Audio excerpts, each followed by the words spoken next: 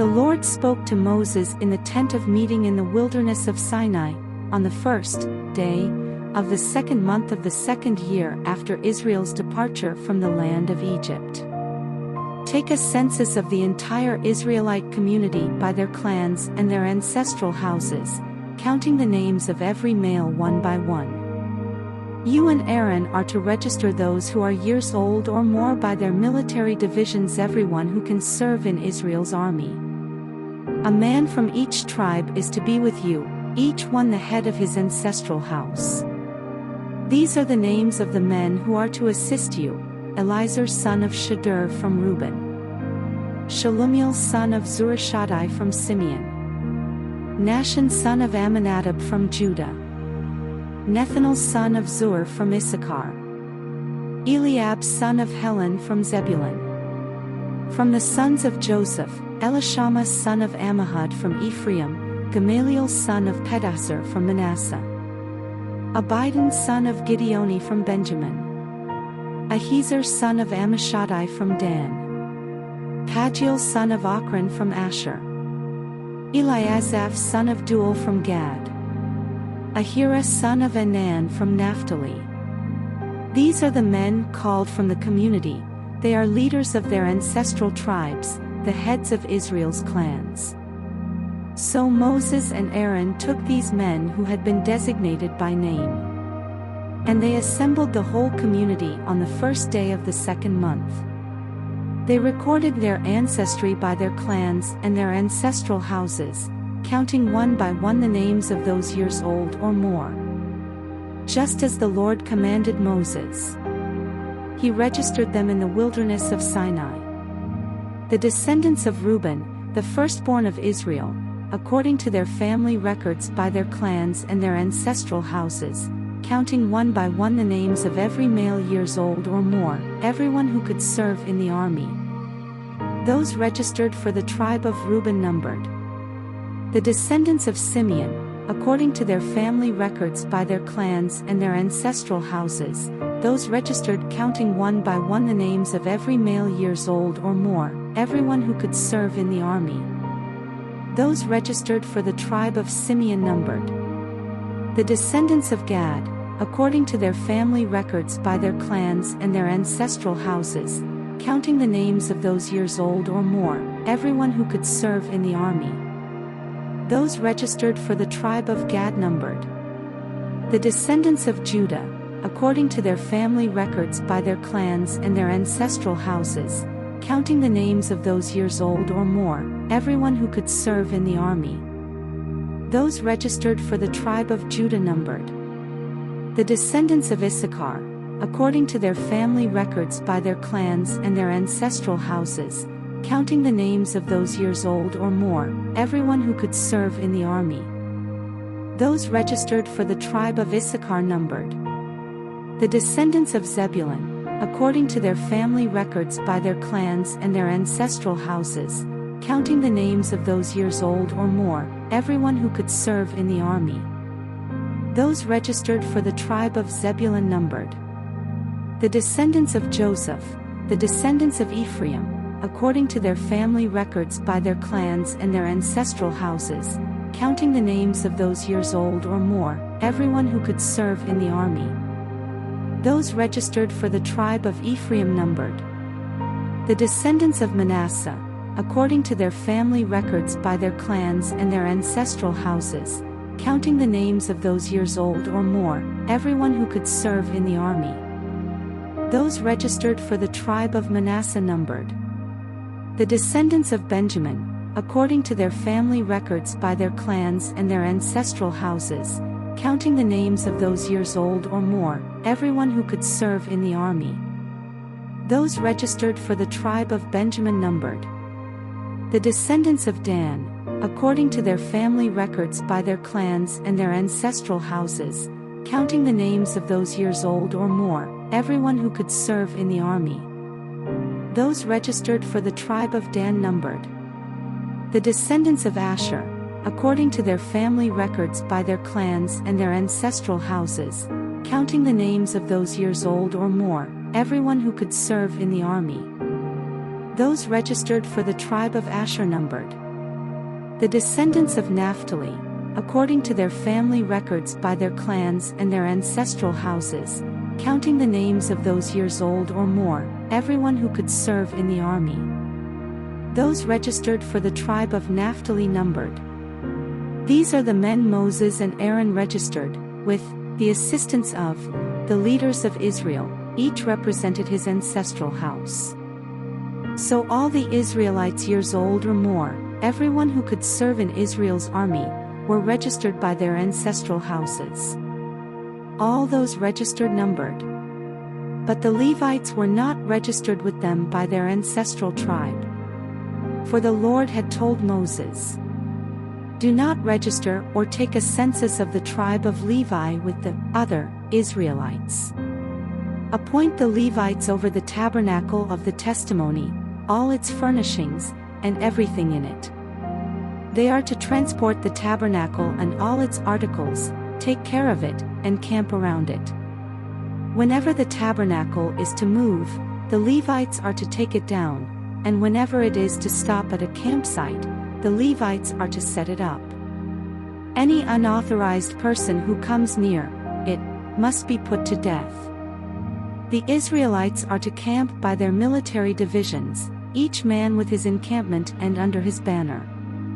The Levites are to camp around the tabernacle of the testimony and watch over it, so that no wrath will fall on the Israelite community." The Israelites did everything just as the Lord had commanded Moses. The Lord spoke to Moses and Aaron.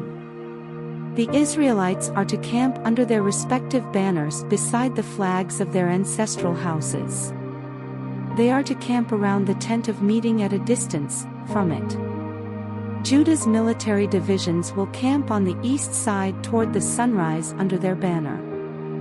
The leader of the descendants of Judah is Nahshon son of Amminadab. His military division numbers. The tribe of Issachar will camp next to it. The leader of the Issacharites is Nethanel son of Zur. His military division numbers. The tribe of Zebulun will be next. The leader of the Zebulunites is Eliab son of Helon. His military division numbers. The total number in their military divisions who belong to Judah's encampment is, they will move out first. Reuben's military divisions will camp on the south side under their banner. The leader of the Reubenites is Elizur son of Shadur. His military division numbers. The tribe of Simeon will camp next to it. The leader of the Simonites is Shalumiel son of Zurishaddai. His military division numbers. The tribe of Gad will be next. The leader of the Gadites is Eliasaph son of Duel. His military division numbers. The total number in their military divisions who belong to Reuben's encampment is, they will move out second. The tent of meeting is to move out with the Levites' camp, which is in the middle of the camps. They are to move out just as they camp, each in his place, with their banners. Ephraim's military divisions will camp on the west side under their banner. The leader of the Ephraimites is Elishama son of Ammihud. His military division numbers. The tribe of Manasseh will be next to it. The leader of the Manassites is Gamaliel son of Pedahzur. His military division numbers. The tribe of Benjamin will be next. The leader of the Benjaminites is Abidan son of Gideoni. His military division numbers. The total in their military divisions who belong to Ephraim's encampment number, they will move out third. Dan's military divisions will camp on the north side under their banner. The leader of the Danites is Ahiezer son of Ammishaddai. His military division numbers. The tribe of Asher will camp next to it. The leader of the Asherites is Pagiel son of Ochran. His military division numbers. The tribe of Naphtali will be next. The leader of the Naphtalites is Ahira son of Anan. His military division numbers. The total number who belong to Dan's encampment is, They are to move out last, with their banners. These are the Israelites registered by their ancestral houses. The total number in the camps by their military divisions is.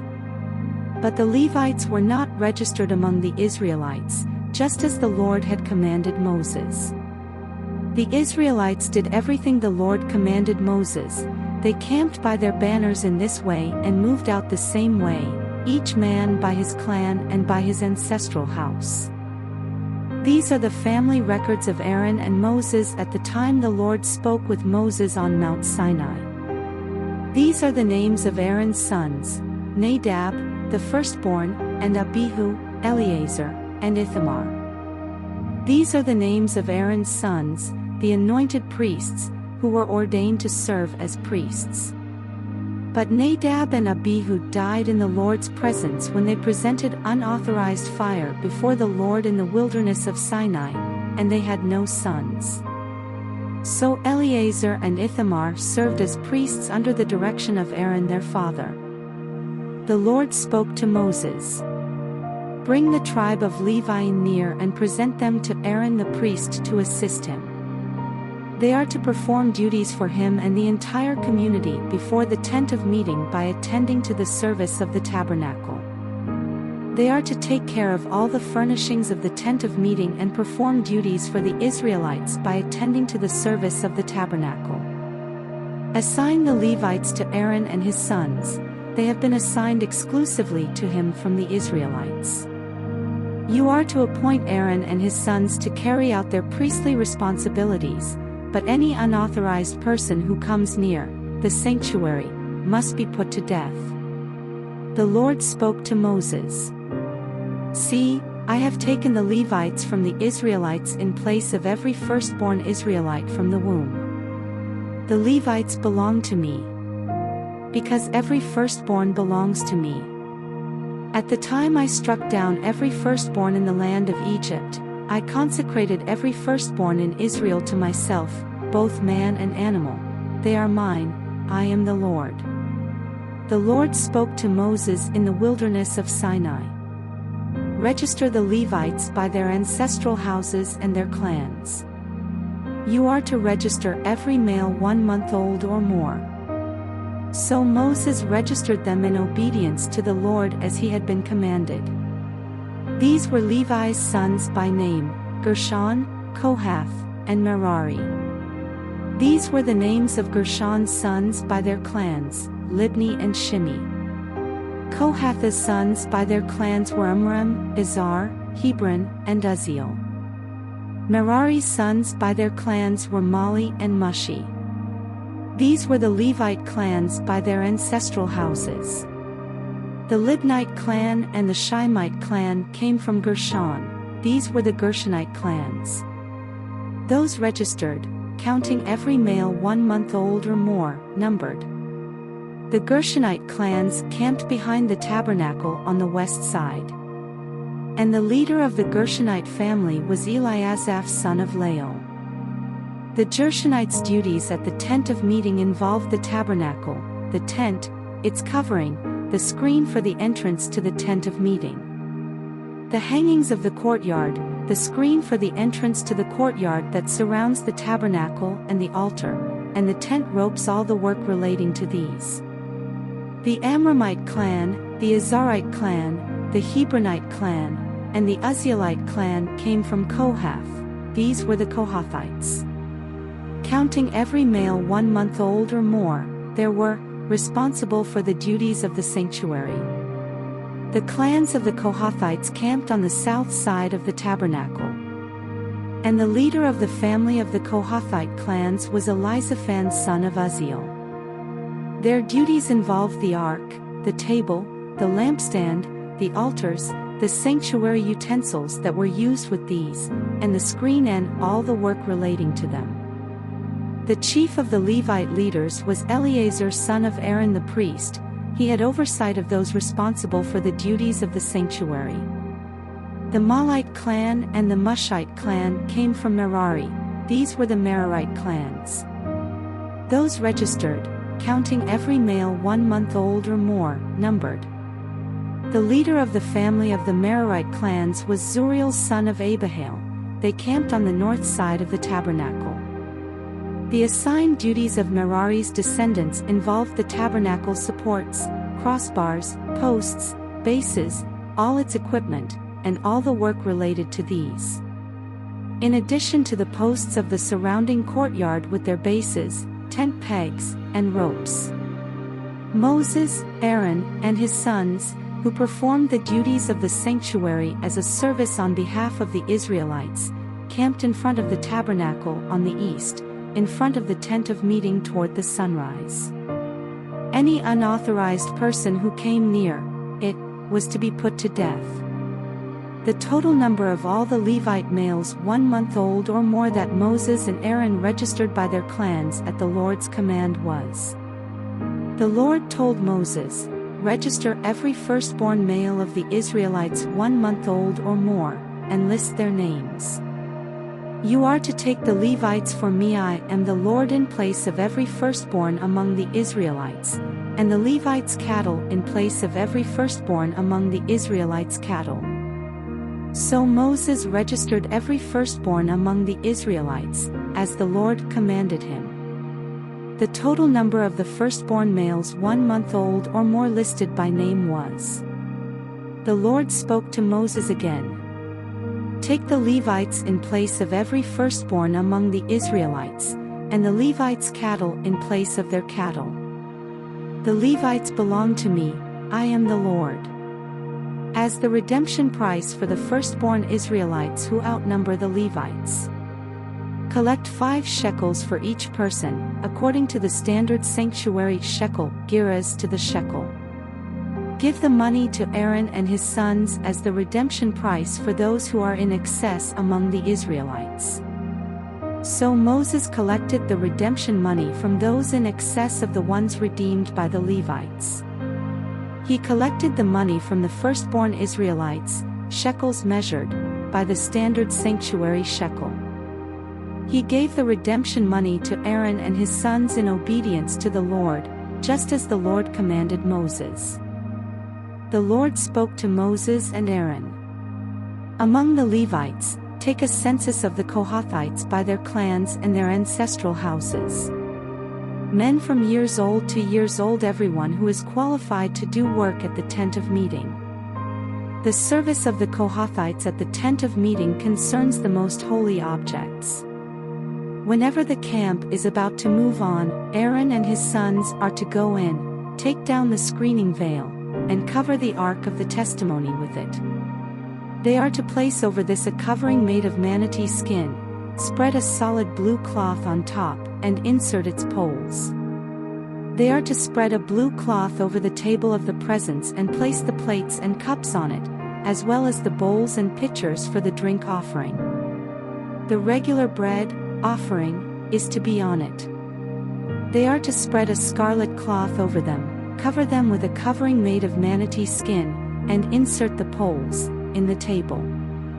They are to take a blue cloth and cover the lampstand used for light, with its lamps, snuffers, and fire pans, as well as its jars of oil by which they service it. Then they must place it with all its utensils inside a covering made of manatee skin and put them on the carrying frame. They are to spread a blue cloth over the gold altar, cover it with a covering made of manatee skin, and insert its poles. They are to take all the serving utensils they use in the sanctuary, place them in a blue cloth, cover them with a covering made of manatee skin, and put them on a carrying frame. They are to remove the ashes from the bronze altar, spread a purple cloth over it, and place all the equipment on it that they use in serving, the fire pans, meat forks, shovels, and basins, all the equipment of the altar. They are to spread a covering made of manatee skin over it and insert its poles. Aaron and his sons are to finish covering the holy objects and all their equipment whenever the camp is to move on. The Kohathites will come and carry them, but they are not to touch the holy objects or they will die. These are the transportation duties of the Kohathites regarding the tent of meeting. Eleazar, son of Aaron the priest, has oversight of the lamp oil, the fragrant incense, the daily grain offering, and the anointing oil. He has oversight of the entire tabernacle and everything in it, the holy objects and their utensils. Then the Lord spoke to Moses and Aaron. Do not allow the Kohathite tribal clans to be wiped out from the Levites. Do this for them so that they may live and not die when they come near the most holy objects. Aaron and his sons are to go in and assign each man his task and transportation duty. The Kohathites are not to go in and look at the holy objects, even for a moment, or they will die. The Lord spoke to Moses.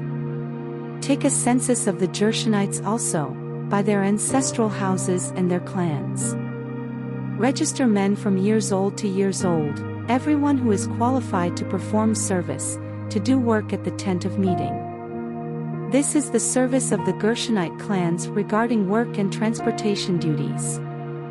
They are to transport the tabernacle curtains, the tent of meeting with its covering and the covering made of manatee skin on top of it, the screen for the entrance to the tent of meeting.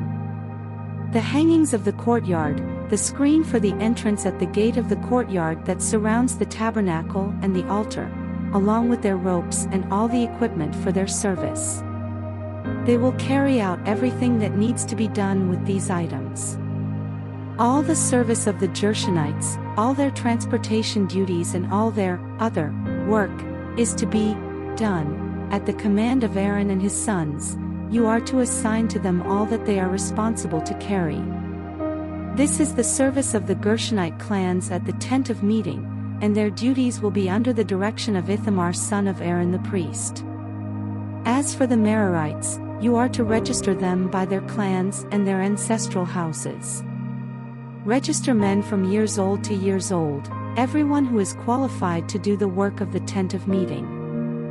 This is what they are responsible to carry as the whole of their service at the tent of meeting, the supports of the tabernacle, with its crossbars, posts, and bases. The posts of the surrounding courtyard with their bases, tent pegs, and ropes, including all their equipment and all the work related to them. You are to assign by name the items that they are responsible to carry. This is the service of the Merarite clans regarding all their work at the tent of meeting, under the direction of Ithamar son of Aaron the priest. So Moses, Aaron, and the leaders of the community registered the Kohathites by their clans and their ancestral houses. Men from years old to years old, everyone who was qualified for work at the tent of meeting. The men registered by their clans numbered. These were the registered men of the Kohathite clans, everyone who could serve at the tent of meeting. Moses and Aaron registered them at the Lord's command through Moses. The Gershonites were registered by their clans and their ancestral houses. Men from years old to years old, everyone who was qualified for work at the tent of meeting. The men registered by their clans and their ancestral houses numbered. These were the registered men of the Gershonite clans. At the Lord's command Moses and Aaron registered everyone who could serve at the tent of meeting. The men of the Merarite clans were registered by their clans and their ancestral houses. Those from years old to years old, everyone who was qualified for work at the tent of meeting. The men registered by their clans numbered. These were the registered men of the Merarite clans. Moses and Aaron registered them at the Lord's command through Moses. Moses, Aaron, and the leaders of Israel registered all the Levites by their clans and their ancestral houses. From years old to years old, everyone who was qualified to do the work of serving at the tent of meeting and transporting it. Their registered men numbered. At the Lord's command they were registered under the direction of Moses, each one according to his work and transportation duty, and his assignment was as the Lord commanded Moses. The Lord instructed Moses. Command the Israelites to send away anyone from the camp who is afflicted with a skin disease, anyone who has a bodily discharge, or anyone who is defiled because of a corpse.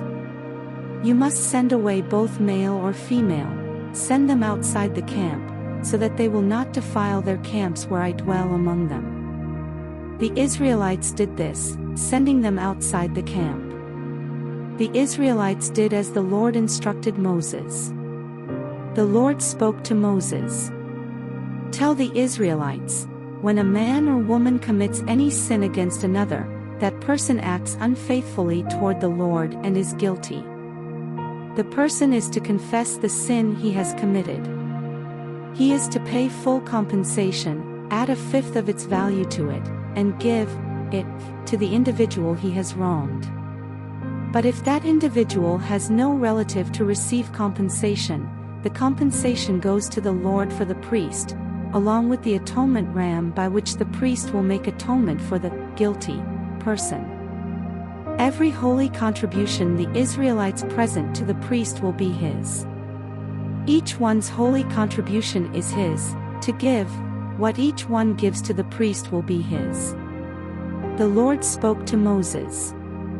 Speak to the Israelites and tell them, if any man's wife goes astray, is unfaithful to him, and sleeps with another, but it is concealed from her husband, and she is undetected, even though she has defiled herself, since there is no witness against her, and she wasn't caught in the act. And if a feeling of jealousy comes over the husband and he becomes jealous because of his wife who has defiled herself, or if a feeling of jealousy comes over him and he becomes jealous of her though she has not defiled herself, then the man is to bring his wife to the priest. He is also to bring an offering for her of 2 quarts of barley flour. He is not to pour oil over it or put frankincense on it, because it is a grain offering of jealousy, a grain offering for remembrance that brings sin to mind. The priest is to bring her forward and have her stand before the Lord. Then the priest is to take holy water in a clay bowl, and take some of the dust from the tabernacle floor and put it in the water. After the priest has the woman stand before the Lord, he is to let down her hair and place in her hands the grain offering for remembrance, which is the grain offering of jealousy. The priest is to hold the bitter water that brings a curse. The priest will require the woman to take an oath and will say to her, if no man has slept with you, if you have not gone astray and become defiled while under your husband's authority, be unaffected by this bitter water that brings a curse. But if you have gone astray while under your husband's authority, if you have defiled yourself and a man other than your husband has slept with you, at this point the priest must make the woman take the oath with the sworn curse, and he is to say to her, may the Lord make you into an object of your people's cursing and swearing when he makes your thigh shrivel and your belly swell. May this water that brings a curse enter your stomach, causing your belly to swell and your thigh to shrivel. And the woman must reply, Amen, Amen. Then the priest is to write these curses on a scroll and wash them off into the bitter water. He will require the woman to drink the bitter water that brings a curse, and it will enter her and cause bitter suffering. The priest is to take the grain offering of jealousy from the woman's hand, wave the offering before the Lord, and bring it to the altar. The priest is to take a handful of the grain offering as a memorial portion and burn it on the altar. Then he will require the woman to drink the water. When he makes her drink the water, if she has defiled herself and been unfaithful to her husband, the water that brings a curse will enter her and cause bitter suffering. Her belly will swell, and her thigh will shrivel. She will become a curse among her people. But if the woman has not defiled herself and is pure, she will be unaffected and will be able to conceive children. This is the law regarding jealousy when a wife goes astray and defile herself while under her husband's authority, or when a feeling of jealousy comes over a husband and he becomes jealous of his wife. He is to have the woman stand before the Lord, and the priest will apply this entire ritual to her. The husband will be free of guilt, but that woman will bear the consequences of her guilt. The Lord instructed Moses. Speak to the Israelites and tell them, when a man or woman makes a special vow, a Nazirite vow, to consecrate himself to the Lord, he is to abstain from wine and beer. He must not drink vinegar made from wine or from beer. He must not drink any grape juice or eat fresh grapes or raisins. He is not to eat anything produced by the grapevine, from seeds to skin, during his vow. You must not cut his hair throughout the time of his vow of consecration. He must be holy until the time is completed during which he consecrates himself to the Lord. He is to let the hair of his head grow long. He must not go near a dead body during the time he consecrates himself to the Lord. He is not to defile himself for his father or mother, or his brother or sister, when they die, because the hair consecrated to his God is on his head. He is holy to the Lord during the time of consecration. If someone suddenly dies near him, defiling his consecrated head of hair, he must shave his head on the day of his purification. He is to shave it on the 7th day. On the 8th day he is to bring 2 turtle doves or 2 young pigeons to the priest at the entrance to the tent of meeting. The priest is to offer one as a sin offering and the other as a burnt offering to make atonement on behalf of the Nazirite, since he sinned because of the corpse. On that day he must consecrate his head, again. He is to rededicate his time of consecration to the Lord and to bring a year-old male lamb as a restitution offering. But do not count the previous period, because his consecrated hair became defiled. This is the law of the Nazirite. On the day his time of consecration is completed, he must be brought to the entrance to the tent of meeting. He is to present an offering to the Lord of 1 unblemished year-old male lamb as a burnt offering, 1 unblemished year-old female lamb as a sin offering, 1 unblemished ram as a fellowship offering, along with their grain offerings and drink offerings, and a basket of unleavened cakes made from fine flour mixed with oil, and unleavened wafers coated with oil. The priest is to present these before the Lord and sacrifice the Nazirite sin offering and burnt offering. He will also offer the ram as a fellowship sacrifice to the Lord, together with the basket of unleavened bread. Then the priest will offer the accompanying grain offering and drink offering. The Nazirite is to shave his consecrated head at the entrance to the tent of meeting, take the hair from his head, and put it on the fire under the fellowship sacrifice. The priest is to take the boiled shoulder from the ram, 1 unleavened cake from the basket, and 1 unleavened wafer, and put them into the hands of the Nazirite after he has shaved his consecrated head. The priest is to wave them as a presentation offering before the Lord. It is a holy portion for the priest, in addition to the breast of the presentation offering and the thigh of the contribution. After that, the Nazirite may drink wine. This is the ritual of the Nazirite who vows his offering to the Lord for his consecration. In addition to whatever else he can afford, he must fulfill whatever vow he makes in keeping with the ritual for his consecration. The Lord spoke to Moses.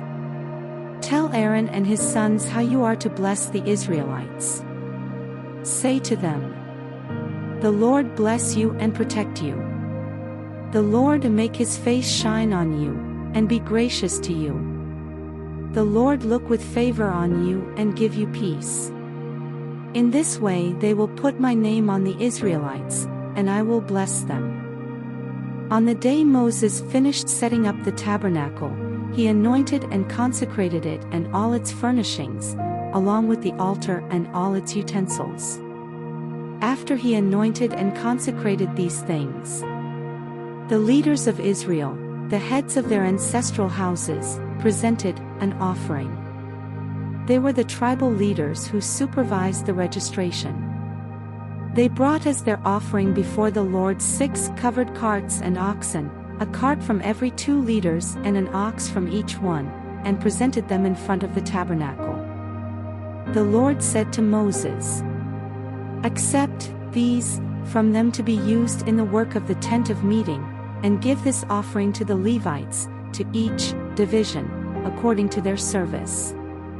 So Moses took the carts and oxen and gave them to the Levites. He gave the Gershonites 2 carts and 4 oxen corresponding to their service, and gave the Merarites 4 carts and 8 oxen corresponding to their service, under the direction of Ithamar son of Aaron the priest. But he did not give any to the Kohathites, since their responsibility was service related to the holy objects carried on their shoulders. The leaders also presented the dedication gift for the altar when it was anointed. The leaders presented their offerings in front of the altar. The Lord told Moses, "Each day have one leader present his offering for the dedication of the altar." The one who presented his offering on the first day was Nahshon son of Amminadab from the tribe of Judah. His offering was 1 silver dish weighing 3¼ pounds and 1 silver basin weighing 1¾ pounds, measured by the standard sanctuary shekel, both of them full of fine flour mixed with oil for a grain offering. 1 gold bowl weighing 4 ounces, full of incense. 1 young bull, 1 ram, and 1 male lamb a year old, for a burnt offering. 1 male goat for a sin offering. And 2 bulls, 5 rams, 5 male breeding goats, and 5 male lambs a year old, for the fellowship sacrifice. This was the offering of Nahshon son of Amminadab.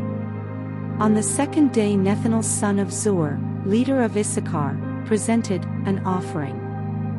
As his offering, he presented 1 silver dish weighing 3¼ pounds and 1 silver basin weighing 1¾ pounds, measured by the standard sanctuary shekel, both of them full of fine flour mixed with oil for a grain offering. 1 gold bowl weighing 4 ounces, full of incense. 1 young bull, 1 ram, and 1 male lamb a year old, for a burnt offering. 1 male goat for a sin offering.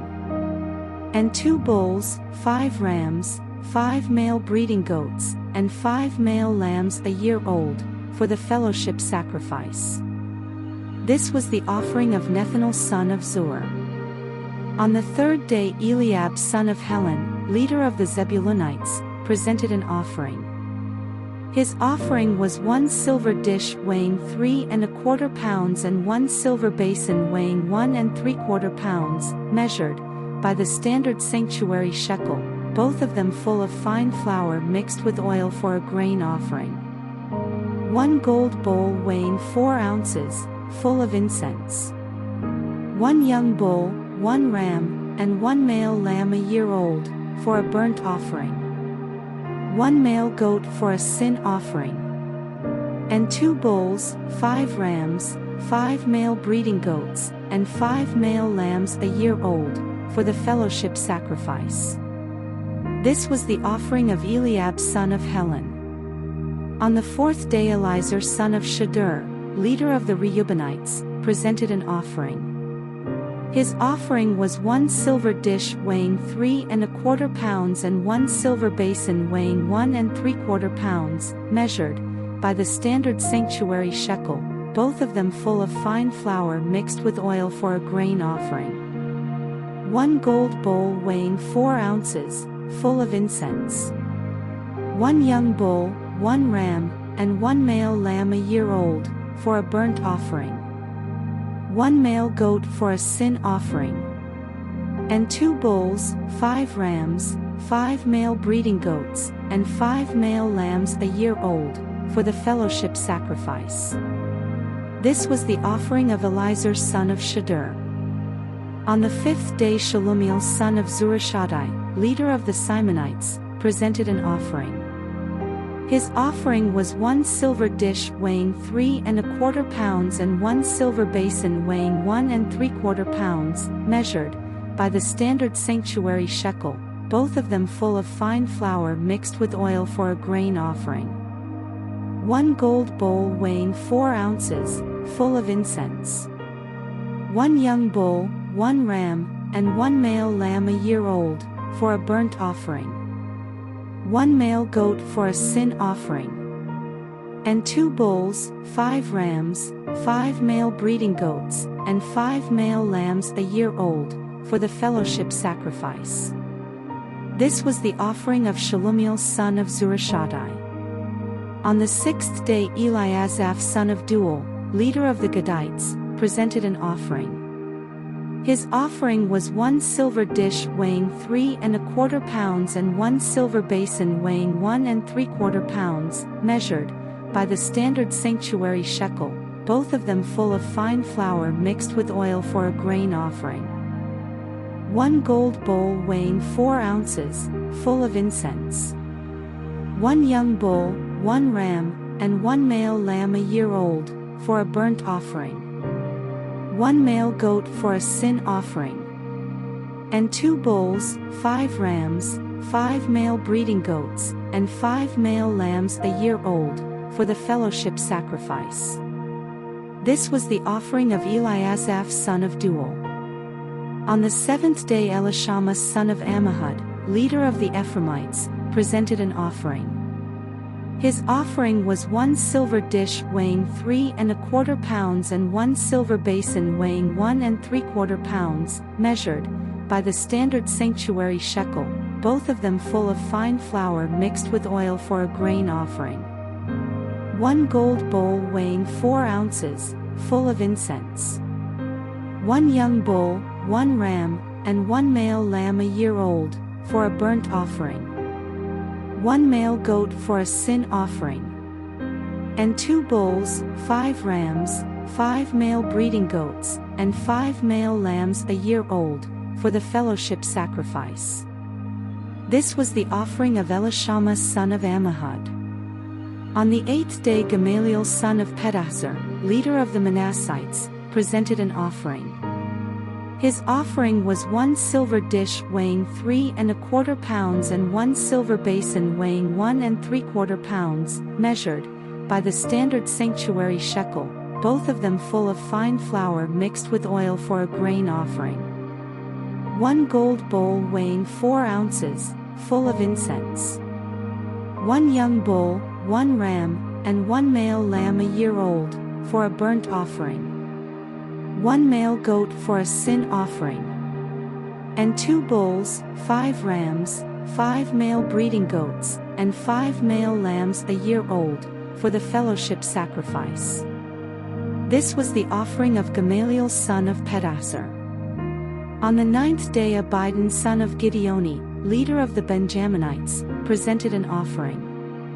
His offering was 1 silver dish weighing 3¼ pounds and 1 silver basin weighing 1¾ pounds, measured by the standard sanctuary shekel, both of them full of fine flour mixed with oil for a grain offering. 1 gold bowl weighing 4 ounces, full of incense. 1 young bull, 1 ram, and 1 male lamb a year old, for a burnt offering. 1 male goat for a sin offering. And 2 bulls, 5 rams, 5 male breeding goats, and 5 male lambs a year old, for the fellowship sacrifice.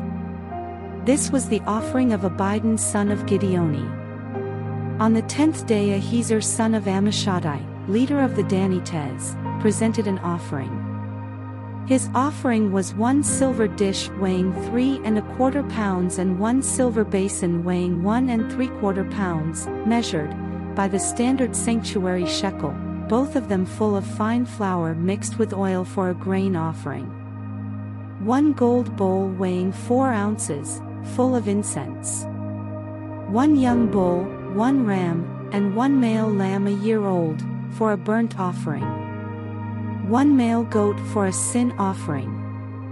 And 2 bulls, 5 rams, 5 male breeding goats, and 5 male lambs a year old, for the fellowship sacrifice. This was the offering of Ahiezer son of Ammishaddai. On the 11th day Pagiel son of Ochran, leader of the Asherites, presented an offering. His offering was 1 silver dish weighing 3¼ pounds and 1 silver basin weighing 1¾ pounds, measured by the standard sanctuary shekel, both of them full of fine flour mixed with oil for a grain offering.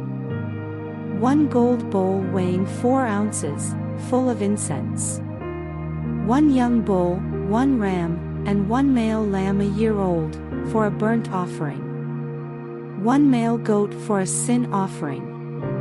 And 2 bulls, 5 rams, 5 male breeding goats, and 5 male lambs a year old, for the fellowship sacrifice. This was the offering of Pagiel son of Ochran. On the 12th day Ahira son of Enan, leader of the Naphtalites, presented an offering. His offering was 1 silver dish weighing 3¼ pounds and 1 silver basin weighing 1¾ pounds, measured, by the standard sanctuary shekel, both of them full of fine flour mixed with oil for a grain offering. 1 gold bowl weighing 4 ounces, full of incense. 1 young bull, 1 ram, and 1 male lamb a year old, for a burnt offering. 1 male goat for a sin offering. And 2 bulls, 5 rams, 5 male breeding goats, and 5 male lambs a year old, for the fellowship sacrifice. This was the offering of Ahira son of Enan.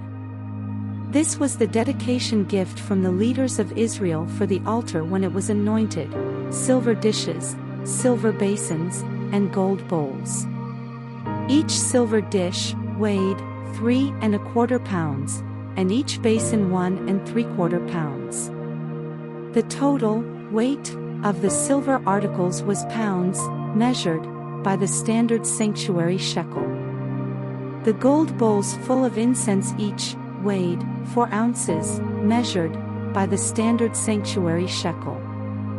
The total weight of the gold bowls was 3 pounds. All the livestock for the burnt offering totaled bulls, rams, and male lambs a year old, with their grain offerings, and male goats for the sin offering. All the livestock for the fellowship sacrifice totaled bulls, rams, male breeding goats, and male lambs a year old. This was the dedication gift for the altar after it was anointed. When Moses entered the tent of meeting to speak with the Lord, he heard the voice speaking to him from above the mercy seat that was on the ark of the testimony, from between the 2 cherubim. He spoke to him that way. The Lord spoke to Moses. "Speak to Aaron and tell him, when you set up the lamps, the 7 lamps are to give light in front of the lampstand." So Aaron did this. He set up its lamps, to give light, in front of the lampstand just as the Lord had commanded Moses. This is the way the lampstand was made. It was a hammered work of gold, hammered from its base to its flower petals. The lampstand was made according to the pattern the Lord had shown Moses. The Lord spoke to Moses. "Take the Levites from among the Israelites and ceremonially cleanse them. This is what you must do to them for their purification: sprinkle them with the purification water. Have them shave their entire bodies and wash their clothes, and so purify themselves. They are to take a young bull and its grain offering of fine flour mixed with oil, and you are to take a second young bull for a sin offering. Bring the Levites before the tent of meeting and assemble the entire Israelite community. Then present the Levites before the Lord, and have the Israelites lay their hands on them. Aaron is to present the Levites before the Lord as a presentation offering from the Israelites, so that they may perform the Lord's work. Next, the Levites are to lay their hands on the heads of the bulls. Sacrifice one as a sin offering and the other as a burnt offering to the Lord, to make atonement for the Levites. You are to have the Levites stand before Aaron and his sons, and you are to present them before the Lord as a presentation offering. In this way you are to separate the Levites from the rest of the Israelites so that the Levites will belong to me. After that the Levites may come to serve at the tent of meeting, once you have ceremonially cleansed them and presented them as a presentation offering. For they have been exclusively assigned to me from the Israelites.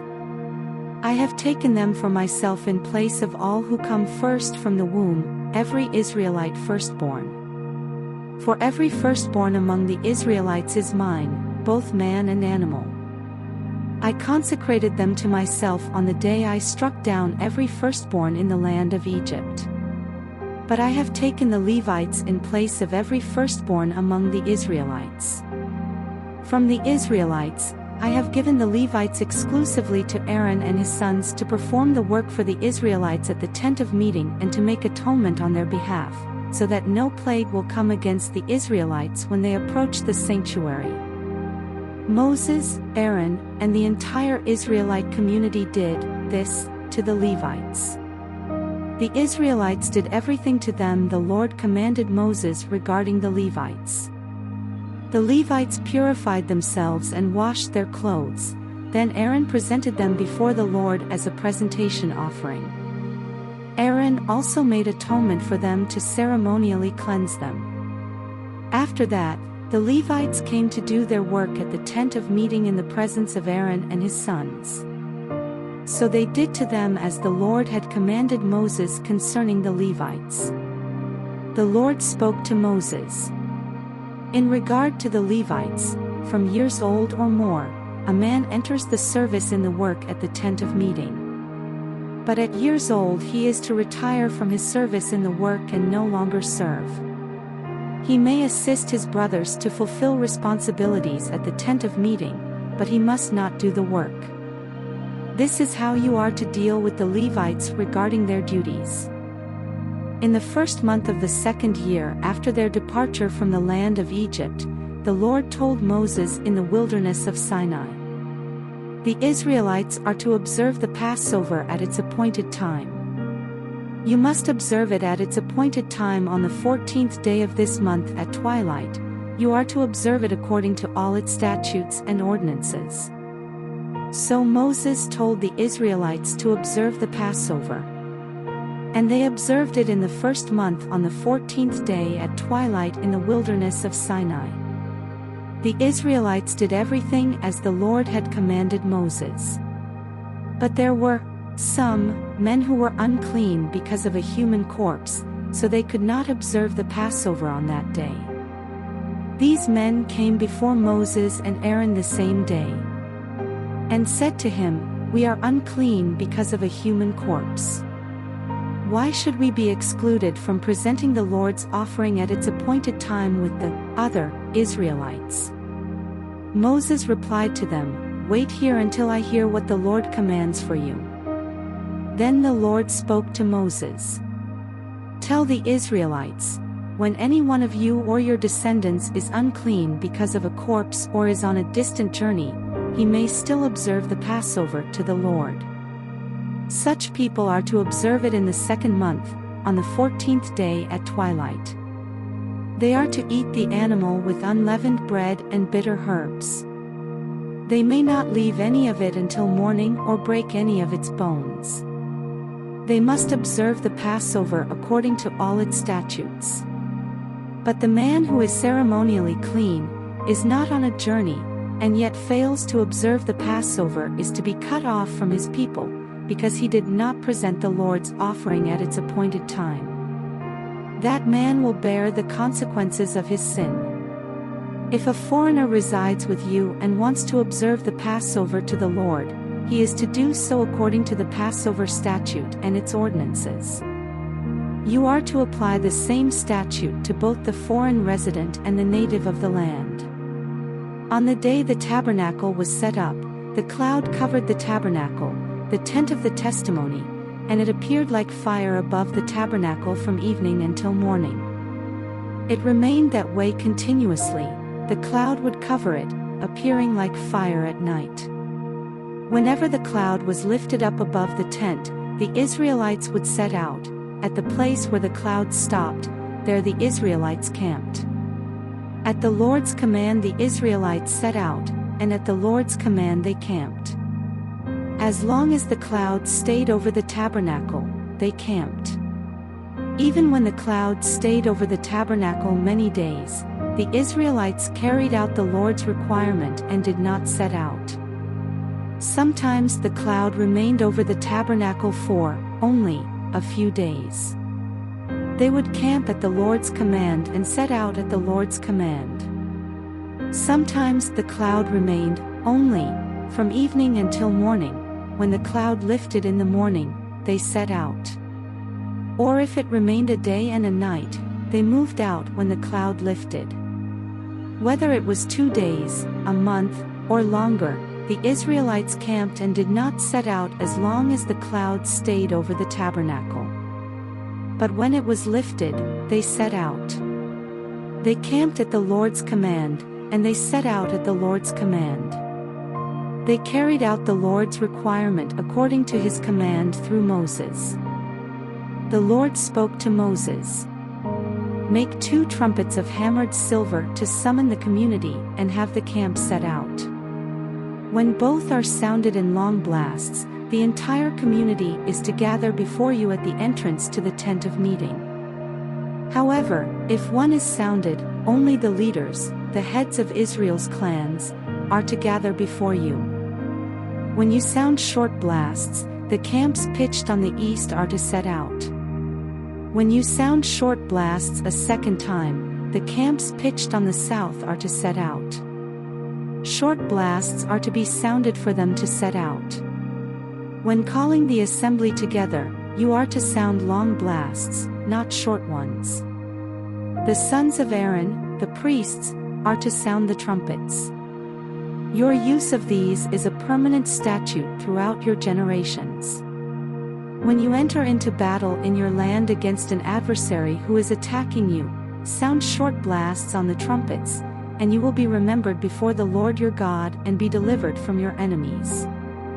You are to sound the trumpets over your burnt offerings and your fellowship sacrifices and on your joyous occasions, your appointed festivals, and the beginning of each of your months. They will serve as a reminder for you before your God. I am the Lord your God. During the 2nd year, in the 2nd month on the 20th day of the month, the cloud was lifted up above the tabernacle of the testimony. The Israelites traveled on from the wilderness of Sinai, moving from one place to the next until the cloud stopped in the wilderness of Paran. They set out for the first time according to the Lord's command through Moses. The military divisions of the camp of Judah with their banners set out first, and Nahshon son of Amminadab was over Judah's divisions. Nethanel son of Zur was over the division of the Issachar tribe. And Eliab son of Helon was over the division of the Zebulun tribe. The tabernacle was then taken down, and the Gershonites and the Merarites set out, transporting the tabernacle. The military divisions of the camp of Reuben with their banners set out, and Elizur son of Shadur was over Reuben's division. Shalumiel son of Zurishaddai was over the division of Simeon's tribe. And Eliasaph son of Duel was over the division of the tribe of Gad. The Kohathites then set out, transporting the holy objects. The tabernacle was to be set up before their arrival. Next the military divisions of the camp of Ephraim with their banners set out, and Elishama son of Ammihud was over Ephraim's division. Gamaliel son of Pedahzur was over the division of the tribe of Manasseh. And Abidan son of Gideoni was over the division of the tribe of Benjamin. The military divisions of the camp of Dan with their banners set out, serving as rear guard for all the camps, and Ahiezer son of Ammishaddai was over Dan's division. Pagiel son of Ochran was over the division of the tribe of Asher. And Ahira son of Enan was over the division of the tribe of Naphtali. This was the order of march for the Israelites by their military divisions as they set out. Moses said to Hobab, son of Moses' father-in-law Reuel the Midianite, "We're setting out for the place the Lord promised. I will give it to you. Come with us, and we will treat you well, for the Lord has promised good things to Israel." But he replied to him, "I don't want to go. Instead, I will go to my own land and my relatives." "Please don't leave us," Moses said, "since you know where we should camp in the wilderness, and you can serve as our eyes. If you come with us, whatever good the Lord does for us we will do for you." They set out from the mountain of the Lord on a 3-day journey to seek a resting place for them, with the ark of the Lord's covenant traveling ahead of them for the 3 days. Meanwhile, the cloud of the Lord was over them by day when they set out from the camp. Whenever the ark set out, Moses would say, "Arise, Lord. Let your enemies be scattered, and those who hate you flee from your presence." When it came to rest, he would say, "Return, Lord, to the countless thousands of Israel." Now the people began complaining openly before the Lord about hardship. When the Lord heard, his anger burned, and the fire from the Lord blazed among them and consumed the outskirts of the camp. Then the people cried out to Moses, and he prayed to the Lord, and the fire died down. So that place was named Taberah, because the Lord's fire had blazed among them. Contemptible people among them had a strong craving for other food. The Israelites cried again and said, "Who will feed us meat? We remember the free fish we ate in Egypt, along with the cucumbers, melons, leeks, onions, and garlic. But now our appetite is gone, there's nothing to look at but this manna." The manna resembled coriander seed, and its appearance was like that of bdellium. The people walked around and gathered it. They ground it on a pair of grinding stones or crushed it in a mortar, then boiled it in a cooking pot and shaped it into cakes. It tasted like a pastry cooked with the finest oil. When the dew fell on the camp at night, the manna would fall with it. Moses heard the people, family after family, crying at the entrance of their tents. The Lord was very angry, Moses was also provoked. So Moses asked the Lord, "Why have you brought such trouble on your servant? Why are you angry with me, and why do you burden me with all these people? Did I conceive all these people? Did I give them birth so you should tell me, 'Carry them at your breast,' as a nursing woman carries a baby, to the land that you swore to give their fathers? Where can I get meat to give all these people? For they are crying to me, 'Give us meat to eat.' I can't carry all these people by myself. They are too much for me. If you are going to treat me like this, please kill me right now. If you are pleased with me, don't let me see my misery anymore." The Lord answered Moses, "Bring me men from Israel known to you as elders and officers of the people. Take them to the tent of meeting and have them stand there with you. Then I will come down and speak with you there. I will take some of the Spirit who is on you and put the Spirit on them. They will help you bear the burden of the people, so that you do not have to bear it by yourself.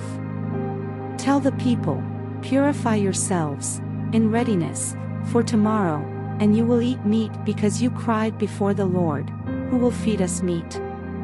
We really had it good in Egypt. The Lord will give you meat and you will eat. You will eat, not for 1 day, or 2 days, or 5 days, or days, or days, but for a whole month until it comes out of your nostrils and becomes nauseating to you because you have rejected the Lord who is among you, and cried to him, Why did we ever leave Egypt?' But Moses replied, I'm in the middle of a people with foot soldiers, yet you say, I will give them meat, and they will eat for a month. If flocks and herds were slaughtered for them, would they have enough? Or if all the fish in the sea were caught for them, would they have enough?" The Lord answered Moses, "Is the Lord's power limited? You will see whether or not what I have promised will happen to you." Moses went out and told the people the words of the Lord. He brought men from the elders of the people and had them stand around the tent. Then the Lord descended in the cloud and spoke to him. He took some of the Spirit that was on Moses and placed the Spirit on the elders. As the Spirit rested on them, they prophesied, but they never did it again. 2 men had remained in the camp, one named Eldad and the other Medad. The Spirit rested on them. They were among those listed, but had not gone out to the tent, and they prophesied in the camp. A young man ran and reported to Moses, "Eldad and Medad are prophesying in the camp." Joshua son of Nun, assistant to Moses since his youth, responded, "Moses, my Lord, stop them." But Moses asked him, "Are you jealous on my account? If only all the Lord's people were prophets, and the Lord would place his Spirit on them." Then Moses returned to the camp along with the elders of Israel. A wind sent by the Lord came up and blew quail in from the sea. It dropped them at the camp all around, 3 feet off the ground, about a day's journey in every direction. The people were up all that day and night and all the next day gathering the quail. The one who took the least gathered bushels, and they spread them out all around the camp.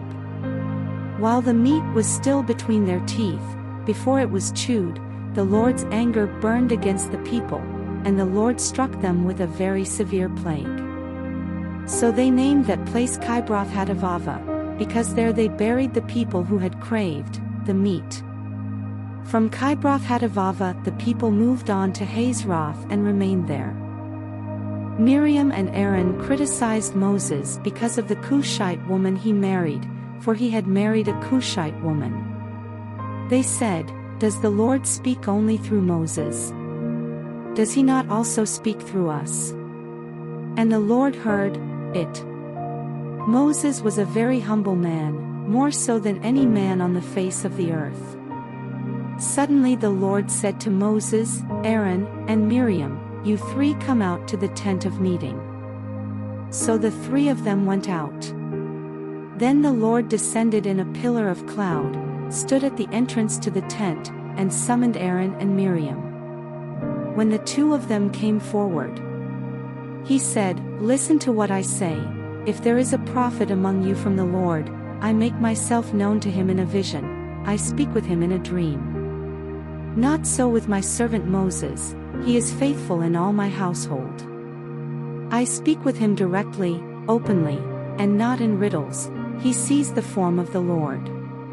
So why were you not afraid to speak against my servant Moses?" The Lord's anger burned against them, and he left. As the cloud moved away from the tent, Miriam's skin suddenly became diseased, as white as snow. When Aaron turned toward her, he saw that she was diseased, and said to Moses, "My Lord, please don't hold against us this sin we have so foolishly committed. Please don't let her be like a dead baby, whose flesh is half eaten away when he comes out of his mother's womb." Then Moses cried out to the Lord, "God, please heal her." The Lord answered Moses, "If her father had merely spit in her face, wouldn't she remain in disgrace for 7 days? Let her be confined outside the camp for 7 days, after that she may be brought back in." So Miriam was confined outside the camp for 7 days, and the people did not move on until Miriam was brought back in. After that, the people set out from Hazeroth and camped in the wilderness of Paran. The Lord spoke to Moses, "Send men to scout out the land of Canaan I am giving to the Israelites. Send 1 man who is a leader among them from each of their ancestral tribes." Moses sent them from the wilderness of Paran at the Lord's command. All the men were leaders in Israel. These were their names: Shammua son of Zachar from the tribe of Reuben, Shaphat son of Hori from the tribe of Simeon, Caleb son of Jephunneh from the tribe of Judah, Igal son of Joseph from the tribe of Issachar, Hosea son of Nun from the tribe of Ephraim, Palti son of Raphu from the tribe of Benjamin, Gadiel son of Sodi from the tribe of Zebulun, Guddi son of Suzi from the tribe of Manasseh, from the tribe of Joseph, Amiel son of Gemalli from the tribe of Dan, Sethur son of Michael from the tribe of Asher, Nabi son of Vophsi from the tribe of Naphtali, Gul son of Maki from the tribe of Gad. These were the names of the men Moses sent to scout out the land, and Moses renamed Hosea son of Nun, Joshua. When Moses sent them to scout out the land of Canaan, he told them, "Go up this way to the Negev, then go up into the hill country. See what the land is like, and whether the people who live there are strong or weak, few or many. Is the land they live in good or bad? Are the cities they live in encampments or fortifications? Is the land fertile or unproductive? Are there trees in it or not? Be courageous. Bring back some fruit from the land." It was the season for the first ripe grapes. So they went up and scouted out the land from the wilderness of Zin as far as Rehob near the entrance to Hamath. They went up through the Negev and came to Hebron, where Ahiman, Sheshai, and Talmai, the descendants of Anak, were living. Hebron was built 7 years before Zoan in Egypt. When they came to the valley of Eshcol, they cut down a branch with a single cluster of grapes, which was carried on a pole by 2 men. They, also, took some pomegranates and figs. That place was called the Valley of Eshcol because of the cluster of grapes the Israelites cut there. At the end of days they returned from scouting out the land. The men went back to Moses, Aaron, and the entire Israelite community in the wilderness of Paran at Kadesh. They brought back a report for them and the whole community, and they showed them the fruit of the land. They reported to Moses, "We went into the land where you sent us. Indeed, it is flowing with milk and honey, and here is some of its fruit. However, the people living in the land are strong, and the cities are large and fortified. We also saw the descendants of Anak there. The Amalekites are living in the land of the Negev, the Hittites, Jebusites, and Amorites live in the hill country, and the Canaanites live by the sea and along the Jordan." Then Caleb quieted the people in the presence of Moses and said, "We must go up and take possession of the land because we can certainly conquer it." But the men who had gone up with him responded, "We can't go up against the people because they are stronger than we are." So they gave a negative report to the Israelites about the land they had scouted. "The land we passed through to explore is one that devours its inhabitants, and all the people we saw in it are men of great size. We even saw the Nephilim there. The offspring of Anak were descended from the Nephilim. To ourselves we seemed like grasshoppers, and we must have seemed the same to them." Then the whole community broke into loud cries, and the people wept that night. All the Israelites complained about Moses and Aaron, and the whole community told them, "If only we had died in the land of Egypt, or if only we had died in this wilderness. Why is the Lord bringing us into this land to die by the sword? Our wives and little children will become plunder. Wouldn't it be better for us to go back to Egypt?" So they said to one another, "Let's appoint a leader and go back to Egypt."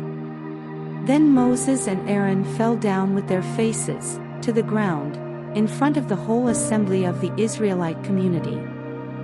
Joshua son of Nun and Caleb son of Jephunneh, who were among those who scouted out the land, tore their clothes, and said to the entire Israelite community, "The land we passed through and explored is an extremely good land. If the Lord is pleased with us, he will bring us into this land, a land flowing with milk and honey, and give it to us. Only don't rebel against the Lord, and don't be afraid of the people of the land, for we will devour them. Their protection has been removed from them, and the Lord is with us. Don't be afraid of them." While the whole community threatened to stone them, the glory of the Lord appeared to all the Israelites at the tent of meeting. The Lord said to Moses, "How long will these people despise me? How long will they not trust in me despite all the signs I have performed among them? I will strike them with a plague and destroy them. Then I will make you into a greater and mightier nation than they are." But Moses replied to the Lord, "The Egyptians will hear about it, for by your strength you brought up this people from them. They will tell it to the inhabitants of this land. They have heard that you, Lord, are among these people, how you, Lord, are seen face to face, how your cloud stands over them, and how you go before them in a pillar of cloud by day and in a pillar of fire by night. If you kill this people with a single blow, the nations that have heard of your fame will declare. Since the Lord wasn't able to bring this people into the land he swore to give them, he has slaughtered them in the wilderness. So now, may my Lord's power be magnified just as you have spoken. The Lord is slow to anger and rich in faithful love, forgiving wrongdoing and rebellion. But he will not leave the guilty unpunished, bringing the consequences of the father's wrongdoing on the children to the third and fourth generation. Please pardon the wrongdoing of this people in keeping with the greatness of your faithful love, just as you have forgiven them from Egypt until now." The Lord responded, "I have pardoned them, as you requested. Yet as surely as I live and as the whole earth is filled with the Lord's glory, none of the men who have seen my glory and the signs I performed in Egypt and in the wilderness, and have tested me these times and did not obey me, will ever see the land I swore to give their fathers. None of those who have despised me will see it. But since my servant Caleb has a different spirit and has followed me completely, I will bring him into the land where he has gone, and his descendants will inherit it. Since the Amalekites and Canaanites are living in the lowlands, turn back tomorrow and head for the wilderness in the direction of the Red Sea." Then the Lord spoke to Moses and Aaron. "How long must I endure this evil community that keeps complaining about me? I have heard the Israelites' complaints that they make against me. Tell them, as surely as I live, declares the Lord, I will do to you exactly as I heard you say. Your corpses will fall in this wilderness, all of you who were registered in the census, the entire number of you years old or more, because you have complained about me. I swear that none of you will enter the land I promised to settle you in, except Caleb son of Jephunneh and Joshua son of Nun. I will bring your children whom you said would become plunder into the land you rejected, and they will enjoy it. But as for you, your corpses will fall in this wilderness. Your children will be shepherds in the wilderness for years and bear the penalty for your acts of unfaithfulness until all your corpses lie scattered in the wilderness. You will bear the consequences of your sins years based on the number of the days that you scouted the land, a year for each day. You will know my displeasure. I, the Lord, have spoken. I swear that I will do this to the entire evil community that has conspired against me. They will come to an end in the wilderness, and there they will die." So the men Moses sent to scout out the land, and who returned and incited the entire community to complain about him by spreading a bad report about the land. Those men who spread the report about the land were struck down by the Lord. Only Joshua son of Nun and Caleb son of Jephunneh remained alive of those men who went to scout out the land. When Moses reported these words to all the Israelites, the people were overcome with grief. They got up early the next morning and went up the ridge of the hill country, saying, "Let's go to the place the Lord promised, for we were wrong." But Moses responded, "Why are you going against the Lord's command? It won't succeed. Don't go, because the Lord is not among you and you will be defeated by your enemies. The Amalekites and Canaanites are right in front of you, and you will fall by the sword. The Lord won't be with you, since you have turned from following him." But they dared to go up the ridge of the hill country, even though the ark of the Lord's covenant and Moses did not leave the camp. Then the Amalekites and Canaanites who lived in that part of the hill country came down, attacked them, and routed them as far as Hormah.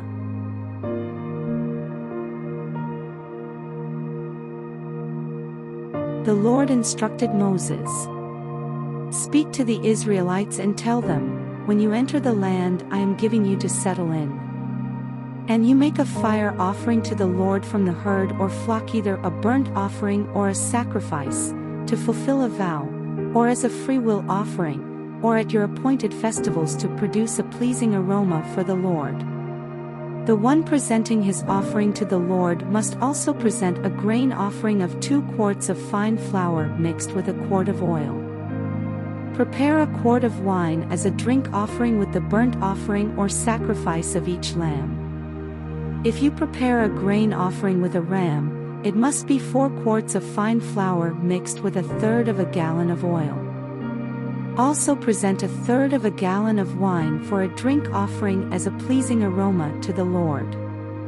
If you prepare a young bull as a burnt offering or as a sacrifice, to fulfill a vow, or as a fellowship offering to the Lord, a grain offering of 6 quarts of fine flour mixed with 2 quarts of oil must be presented with the bull.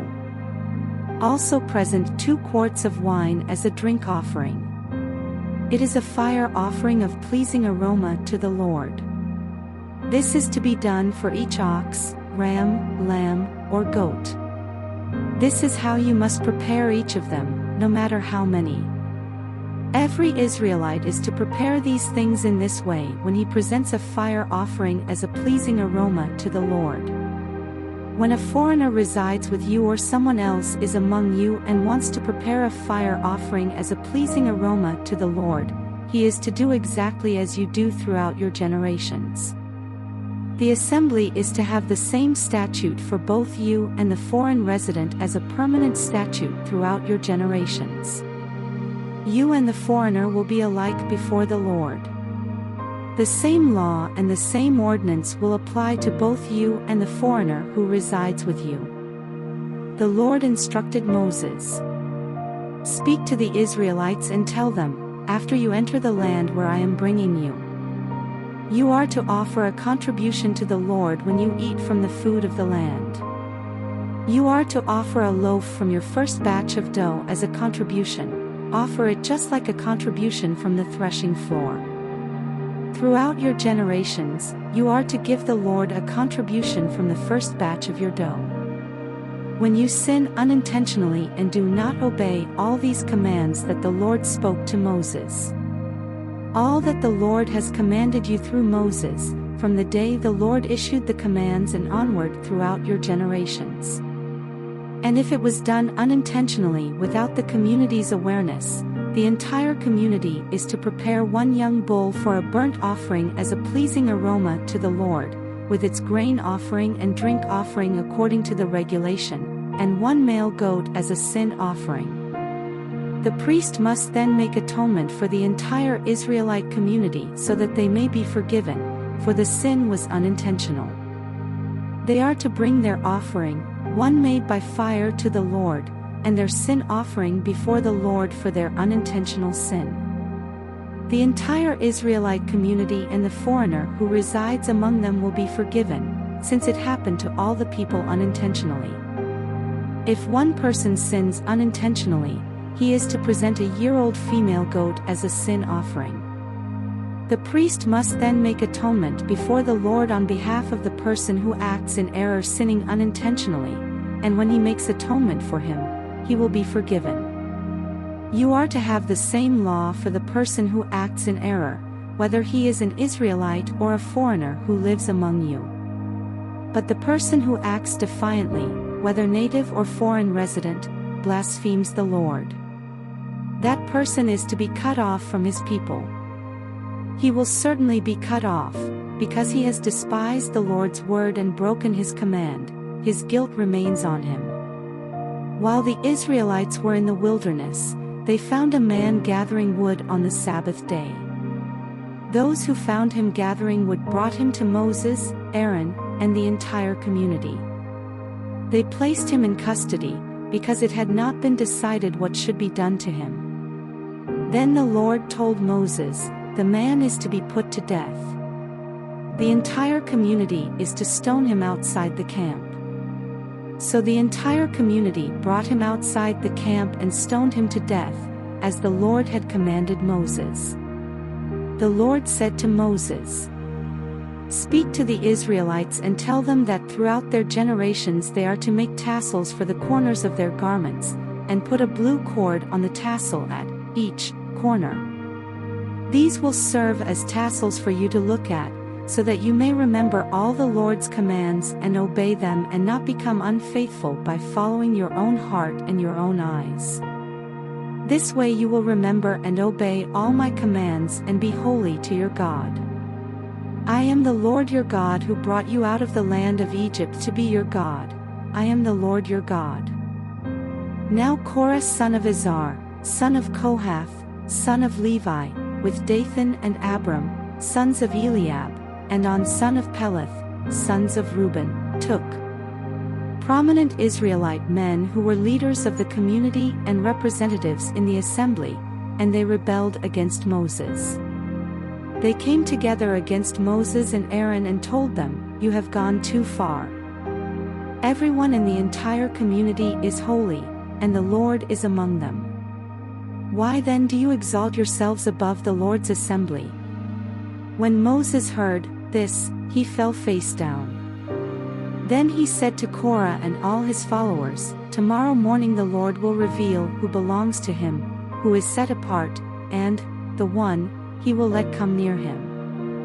He will let the one he chooses come near him.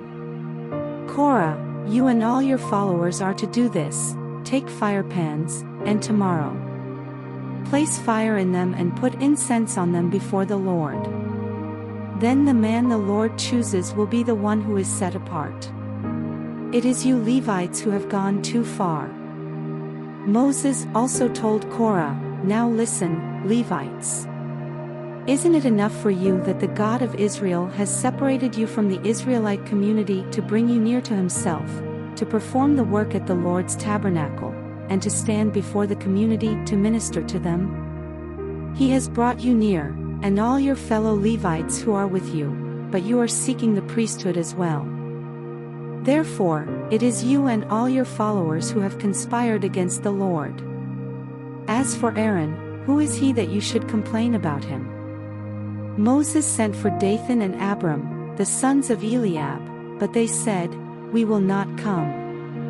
Is it not enough that you brought us up from a land flowing with milk and honey to kill us in the wilderness? Do you also have to appoint yourself as ruler over us? Furthermore, you didn't bring us to a land flowing with milk and honey or give us an inheritance of fields and vineyards. Will you gouge out the eyes of these men? We will not come." Then Moses became angry and said to the Lord, "Don't respect their offering. I have not taken one donkey from them or mistreated a single one of them." So Moses told Korah, "You and all your followers are to appear before the Lord tomorrow, you, they, and Aaron. Each of you is to take his fire pan, place incense on it, and present his fire pan before the Lord." Fire pans. You and Aaron are each to present your fire pan also. Each man took his fire pan, placed fire in it, put incense on it, and stood at the entrance to the tent of meeting along with Moses and Aaron. After Korah assembled the whole community against them at the entrance to the tent of meeting, the glory of the Lord appeared to the whole community. The Lord spoke to Moses and Aaron, "Separate yourselves from this community so I may consume them instantly." But Moses and Aaron fell face down and said, God, God of the spirits of all flesh, when one man sins, will you vent your wrath on the whole community? The Lord replied to Moses, "Tell the community, get away from the dwellings of Korah, Dathan, and Abiram." Moses got up and went to Dathan and Abiram, and the elders of Israel followed him. He warned the community, "Get away now from the tents of these wicked men. Don't touch anything that belongs to them, or you will be swept away because of all their sins." So they got away from the dwellings of Korah, Dathan, and Abiram. Meanwhile, Dathan and Abiram came out and stood at the entrance of their tents with their wives, children, and infants. Then Moses said, "This is how you will know that the Lord sent me to do all these things and that it was not of my own will. If these men die, naturally, as all people would, and suffer the fate of all, then the Lord has not sent me. But if the Lord brings about something unprecedented, and the ground opens its mouth and swallows them along with all that belongs to them so that they go down alive into Sheol, then you will know that these men have despised the Lord." Just as he finished speaking all these words, the ground beneath them split open. The earth opened its mouth and swallowed them and their households, all Korah's people, and all their possessions. They went down alive into Sheol with all that belonged to them. The earth closed over them, and they vanished from the assembly. At their cries, all the people of Israel, who were around them, fled because they thought, "The earth may swallow us too." Fire also came out from the Lord and consumed the men who were presenting the incense. Then the Lord spoke to Moses. "Tell Eleazar son of Aaron the priest to remove the fire pans from the burning debris, because they are holy, and scatter the fire far away. As for the fire pans of those who sinned at the cost of their own lives, make them into hammered sheets as plating for the altar, for they presented them before the Lord, and the fire pans are holy. They will be a sign to the Israelites." So Eleazar the priest took the bronze fire pans that those who were burned had presented, and they were hammered into plating for the altar, just as the Lord commanded him through Moses. It was to be a reminder for the Israelites that no unauthorized person outside the lineage of Aaron should approach to offer incense before the Lord and become like Korah and his followers. The next day the entire Israelite community complained about Moses and Aaron, saying, "You have killed the Lord's people." When the community assembled against them, Moses and Aaron turned toward the tent of meeting, and suddenly the cloud covered it, and the Lord's glory appeared. Moses and Aaron went to the front of the tent of meeting. And the Lord said to Moses, "Get away from this community so that I may consume them instantly." But they fell face down.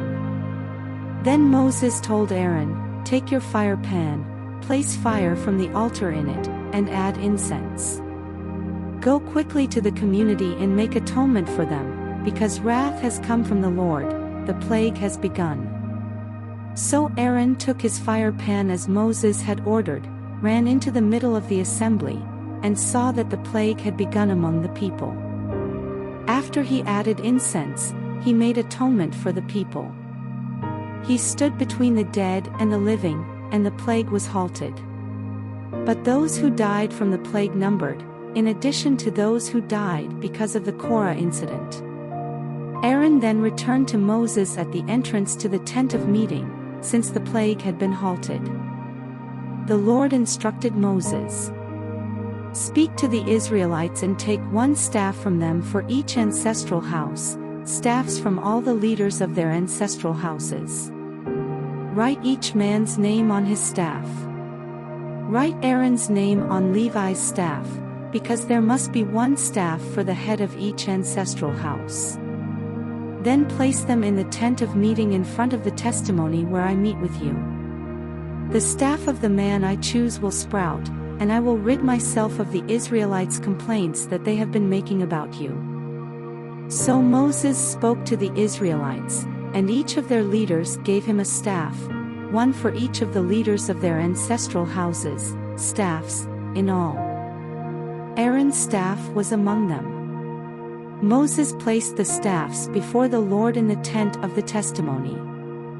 The next day Moses entered the tent of the testimony and saw that Aaron's staff, representing the house of Levi, had sprouted, formed buds, blossomed, and produced almonds.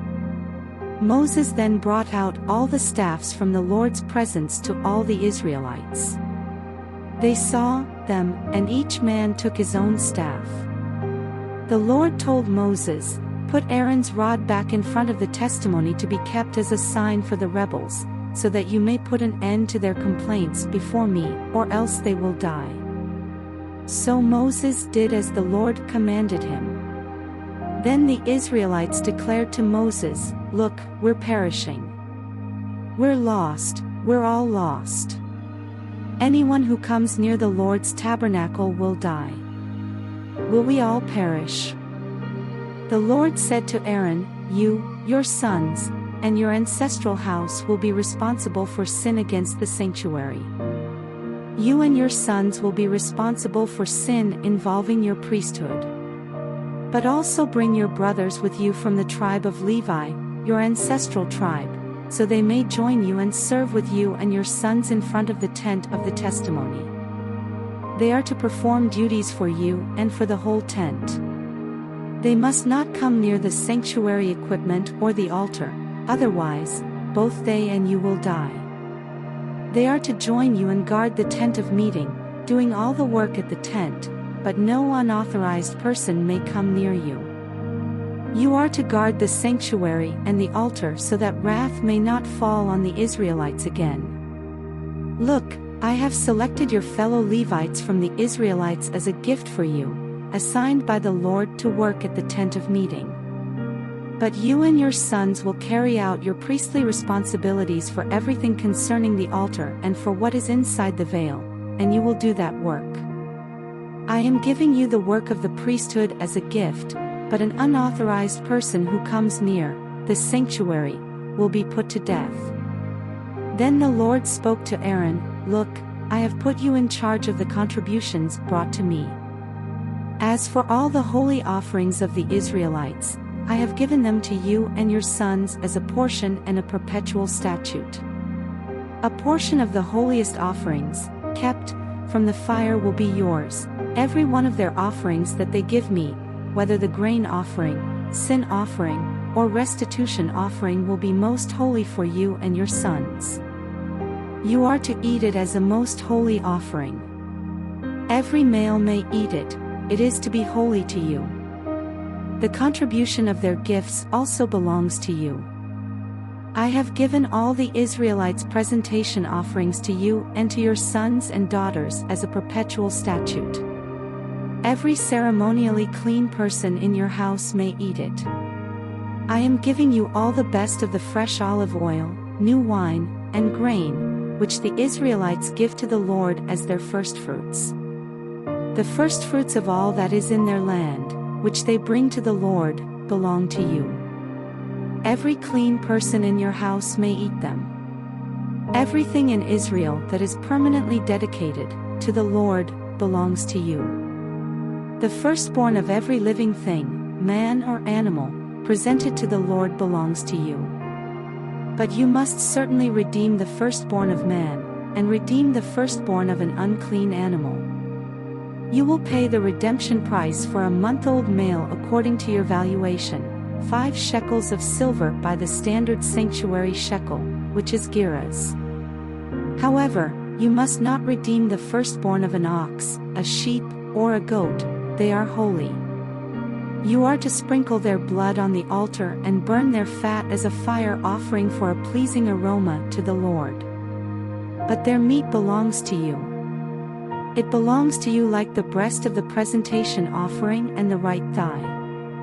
I give to you and to your sons and daughters all the holy contributions that the Israelites present to the Lord as a perpetual statute. It is a perpetual covenant of salt before the Lord for you as well as your offspring. The Lord told Aaron, "You will not have an inheritance in their land, there will be no portion among them for you. I am your portion and your inheritance among the Israelites. Look, I have given the Levites every tenth in Israel as an inheritance in return for the work they do, the work of the tent of meeting. The Israelites must never again come near the tent of meeting, or they will incur guilt and die. The Levites will do the work of the tent of meeting, and they will bear the consequences of their sin. The Levites will not receive an inheritance among the Israelites. This is a perpetual statute throughout your generations. For I have given them the tenth that the Israelites present to the Lord as a contribution for their inheritance. That is why I told them that they would not receive an inheritance among the Israelites. The Lord instructed Moses. Speak to the Levites and tell them, when you receive from the Israelites the tenth that I have given you as your inheritance, you must present part of it as an offering to the Lord, a tenth of the tenth. Your offering will be credited to you as if it were your grain from the threshing floor or the full harvest from the winepress. You are to present an offering to the Lord from every tenth you receive from the Israelites. Give some of it to Aaron the priest as an offering to the Lord. You must present the entire offering due the Lord from all your gifts. The best part of the tenth is to be consecrated. Tell them further, once you have presented the best part of the tenth, and it is credited to you Levites as the produce of the threshing floor or the winepress, then you and your household may eat it anywhere. It is your wage in return for your work at the tent of meeting. You will not incur guilt because of it once you have presented the best part of it, but you must not defile the Israelites' holy offerings, so that you will not die. The Lord spoke to Moses and Aaron. This is the legal statute that the Lord has commanded. Instruct the Israelites to bring you an unblemished red cow that has no defect and has never been yoked. Give it to Eleazar the priest, and he will have it brought outside the camp and slaughtered in his presence. Eleazar the priest is to take some of its blood with his finger and sprinkle it 7 times toward the front of the tent of meeting. The cow must be burned in his sight. Its hide, flesh, and blood are to be burned along with its dung. The priest is to take cedar wood, hyssop, and crimson yarn, and throw them onto the fire where the cow is burning. Then the priest must wash his clothes and bathe his body in water. After that he may enter the camp, but he will remain ceremonially unclean until evening. The one who burned the cow must also wash his clothes and bathe his body in water, and he will remain unclean until evening.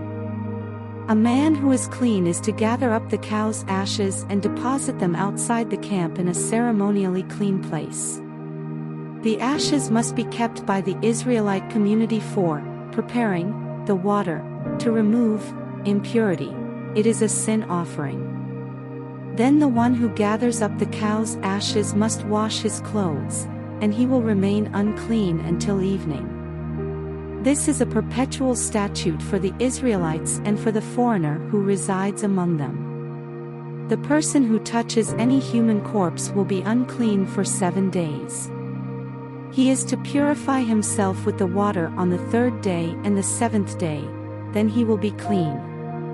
But if he does not purify himself on the 3rd and 7th days, he will not be clean.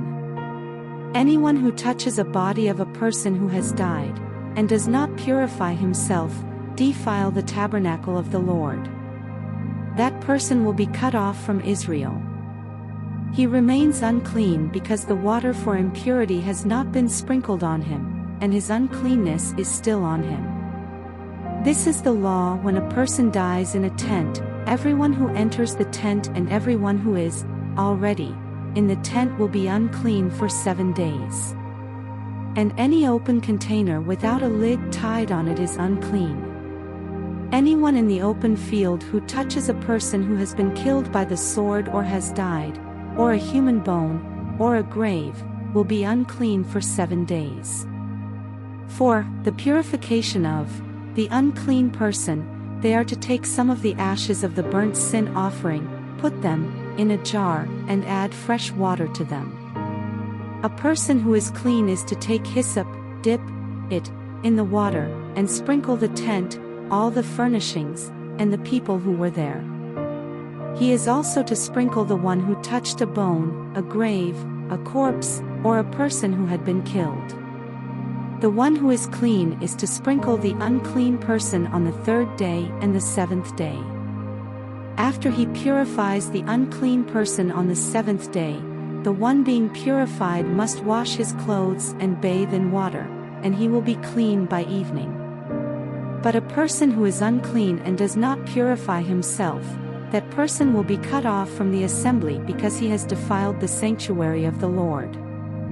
The water for impurity has not been sprinkled on him, he is unclean. This is a perpetual statute for them. The person who sprinkles the water for impurity is to wash his clothes, and whoever touches the water for impurity will be unclean until evening. Anything the unclean person touches will become unclean, and anyone who touches it will be unclean until evening. The entire Israelite community entered the wilderness of Zin in the first month, and they settled in Kadesh. Miriam died and was buried there. There was no water for the community, so they assembled against Moses and Aaron. The people quarreled with Moses and said, "If only we had perished when our brothers perished before the Lord. Why have you brought the Lord's assembly into this wilderness for us and our livestock to die here? Why have you led us up from Egypt to bring us to this evil place? It's not a place of grain, figs, vines, and pomegranates, and there is no water to drink." Then Moses and Aaron went from the presence of the assembly to the doorway of the tent of meeting. They fell down with their faces to the ground, and the glory of the Lord appeared to them. The Lord spoke to Moses, "Take the staff and assemble the community. You and your brother Aaron are to speak to the rock while they watch, and it will yield its water. You will bring out water for them from the rock and provide drink for the community and their livestock." So Moses took the staff from the Lord's presence just as he had commanded him. Moses and Aaron summoned the assembly in front of the rock, and Moses said to them, "Listen, you rebels. Must we bring water out of this rock for you?" Then Moses raised his hand and struck the rock twice with his staff, so that a great amount of water gushed out, and the community and their livestock drank. But the Lord said to Moses and Aaron, "Because you did not trust me to show my holiness in the sight of the Israelites, you will not bring this assembly into the land I have given them. These are the waters of Meribah, where the Israelites quarreled with the Lord, and he showed his holiness to them." Moses sent messengers from Kadesh to the king of Edom. "This is what your brother Israel says, you know all the hardships that have overtaken us. Our fathers went down to Egypt, and we lived in Egypt many years, but the Egyptians treated us and our fathers badly. When we cried out to the Lord, he heard our voice, sent an angel, and brought us out of Egypt. Now look, we are in Kadesh, a city on the border of your territory. Please let us travel through your land. We won't travel through any field or vineyard, or drink any well water. We will travel the king's highway. We won't turn to the right or the left until we have traveled through your territory." But Edom answered him, "You must not travel through our land, or we will come out and confront you with the sword." "We will go on the main road," the Israelites replied to them, "and if we or our herds drink your water, we will pay its price. There will be no problem, only let us travel through on foot." Yet Edom insisted, "You must not travel through." And they came out to confront them with a large force of heavily armed people. Edom refused to allow Israel to travel through their territory, and Israel turned away from them. After they set out from Kadesh, the entire Israelite community came to Mount Hor. The Lord said to Moses and Aaron at Mount Hor on the border of the land of Edom, "Aaron will be gathered to his people. He will not enter the land I have given the Israelites, because you both rebelled against my command at the waters of Meribah. Take Aaron and his son Eleazar and bring them up Mount Hor. Remove Aaron's garments and put them on his son Eleazar. Aaron will be gathered to his people and die there." So Moses did as the Lord commanded, and they climbed Mount Hor in the sight of the whole community. After Moses removed Aaron's garments and put them on his son Eleazar, Aaron died there on top of the mountain. Then Moses and Eleazar came down from the mountain. When the whole community saw that Aaron had passed away, the entire house of Israel mourned for him days. When the Canaanite king of Arad, who lived in the Negev, heard that Israel was coming on the Atharim road, he fought against Israel and captured some prisoners. Then Israel made a vow to the Lord, "If you will deliver this people into our hands, we will completely destroy their cities." The Lord listened to Israel's request. The Canaanites were defeated, and Israel completely destroyed them and their cities. So they named the place Hormah. Then they set out from Mount Hor by way of the Red Sea to bypass the land of Edom, but the people became impatient because of the journey. The people spoke against God and Moses. "Why have you led us up from Egypt to die in the wilderness? There is no bread or water, and we detest this wretched food." Then the Lord sent poisonous snakes among the people, and they bit them so that many Israelites died. The people then came to Moses and said, "We have sinned by speaking against the Lord and against you. Intercede with the Lord so that he will take the snakes away from us." And Moses interceded for the people. Then the Lord said to Moses, "Make a snake image, and mount it on a pole. When anyone who is bitten looks at it, he will recover." So Moses made a bronze snake and mounted it on a pole. Whenever someone was bitten, and he looked at the bronze snake, he recovered. The Israelites set out and camped at Oboth. They set out from Oboth and camped at Iabrim in the wilderness that borders Moab on the east. From there they went and camped at Zered Valley. They set out from there and camped on the other side of the Arnon River, in the wilderness that extends from the Amorite border, because the Arnon was the Moabite border between Moab and the Amorites. Therefore it is stated in the book of the Lord's wars, Wahab and Suphah and the ravines of the Arnon, even the slopes of the ravines that extend to the site of Ar and lie along the border of Moab. From there, they went to Beer, the well the Lord told Moses about, "Gather the people so I may give them water." Then Israel sang this song, "Spring up, well sing to it." The princes dug the well, the nobles of the people hollowed it out with a scepter and with their staffs.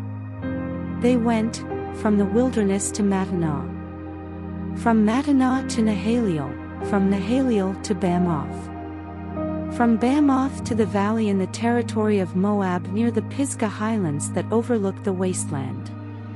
Israel sent messengers to say to Sihon king of the Amorites, "Let us travel through your land. We won't go into the fields or vineyards. We won't drink any well water. We will travel the king's highway until we have traveled through your territory." But Sihon would not let Israel travel through his territory. Instead, he gathered his whole army and went out to confront Israel in the wilderness. When he came to Jahaz, he fought against Israel. Israel struck him with the sword and took possession of his land from the Arnon to the Jabbok, but only up to the Ammonite border, because it was fortified. Israel took all the cities and lived in all these Amorite cities, including Heshbon and all its villages. Heshbon was the city of Sihon king of the Amorites, who had fought against the former king of Moab and had taken control of all his land as far as the Arnon. Therefore the poets say, "Come to Heshbon, let it be rebuilt, let the city of Sihon be restored." For fire came out of Heshbon, a flame from the city of Sihon. It consumed Ar of Moab, the lords of Arnon's heights. Woe to you, Moab! You have been destroyed, people of Chemosh. He gave up his sons as refugees, and his daughters into captivity to Sihon the Amorite king. We threw them down. Heshbon has been destroyed as far as Dibon. We caused desolation as far as Nophah, which reaches as far as Medeba. So Israel lived in the Amorites' land. After Moses sent spies to Jazer, Israel captured its villages and drove out the Amorites who were there. Then they turned and went up the road to Bashan, and Og king of Bashan came out against them with his whole army to do battle at Edrei. But the Lord said to Moses, "Do not fear him, for I have handed him over to you along with his whole army and his land. Do to him as you did to Sihon king of the Amorites, who lived in Heshbon." So they struck him, his sons, and his whole army until no one was left, and they took possession of his land. The Israelites traveled on and camped in the plains of Moab near the Jordan across from Jericho. Now Balak son of Zippor saw all that Israel had done to the Amorites. Moab was terrified of the people because they were numerous, and dreaded the Israelites. So the Moabites said to the elders of Midian, "This horde will devour everything around us like an ox eats up the green plants in the field." Since Balak son of Zippor was Moab's king at that time, he sent messengers to Balaam son of Beor at Pethor, which is by the Euphrates in the land of his people. Balak said to him, "Look, a people has come out of Egypt. They cover the surface of the land and are living right across from me. Please come and put a curse on these people for me because they are more powerful than I am. I may be able to defeat them and drive them out of the land, for I know that those you bless are blessed and those you curse are cursed." The elders of Moab and Midian departed with fees for divination in hand. They came to Balaam and reported Balak's words to him. He said to them, "Spend the night here, and I will give you the answer the Lord tells me." So the officials of Moab stayed with Balaam. Then God came to Balaam and asked, "Who are these men with you?" Balaam replied to God, "Balak son of Zippor, king of Moab, sent this message to me. Look, a people has come out of Egypt, and they cover the surface of the land. Now come and put a curse on them for me. I may be able to fight against them and drive them away." Then God said to Balaam, "You are not to go with them. You are not to curse this people, for they are blessed." So Balaam got up the next morning and said to Balak's officials, "Go back to your land, because the Lord has refused to let me go with you." The officials of Moab arose, returned to Balak, and reported, "Balaam refused to come with us." Balak sent officials again who were more numerous and higher in rank than the others. They came to Balaam and said to him, "This is what Balak son of Zippor says, let nothing keep you from coming to me. For I will greatly honor you and do whatever you ask me. So please come and put a curse on these people for me." But Balaam responded to the servants of Balak, "If Balak were to give me his house full of silver and gold, I could not go against the command of the Lord my God to do anything, small or great. Please stay here overnight as the others did, so that I may find out what else the Lord has to tell me." God came to Balaam at night and said to him, "Since these men have come to summon you, get up and go with them, but you must only do what I tell you." When he got up in the morning, Balaam saddled his donkey and went with the officials of Moab. But God was incensed that Balaam was going, and the angel of the Lord took his stand on the path to oppose him. Balaam was riding his donkey, and his 2 servants were with him. When the donkey saw the angel of the Lord standing on the path with a drawn sword in his hand, she turned off the path and went into the field.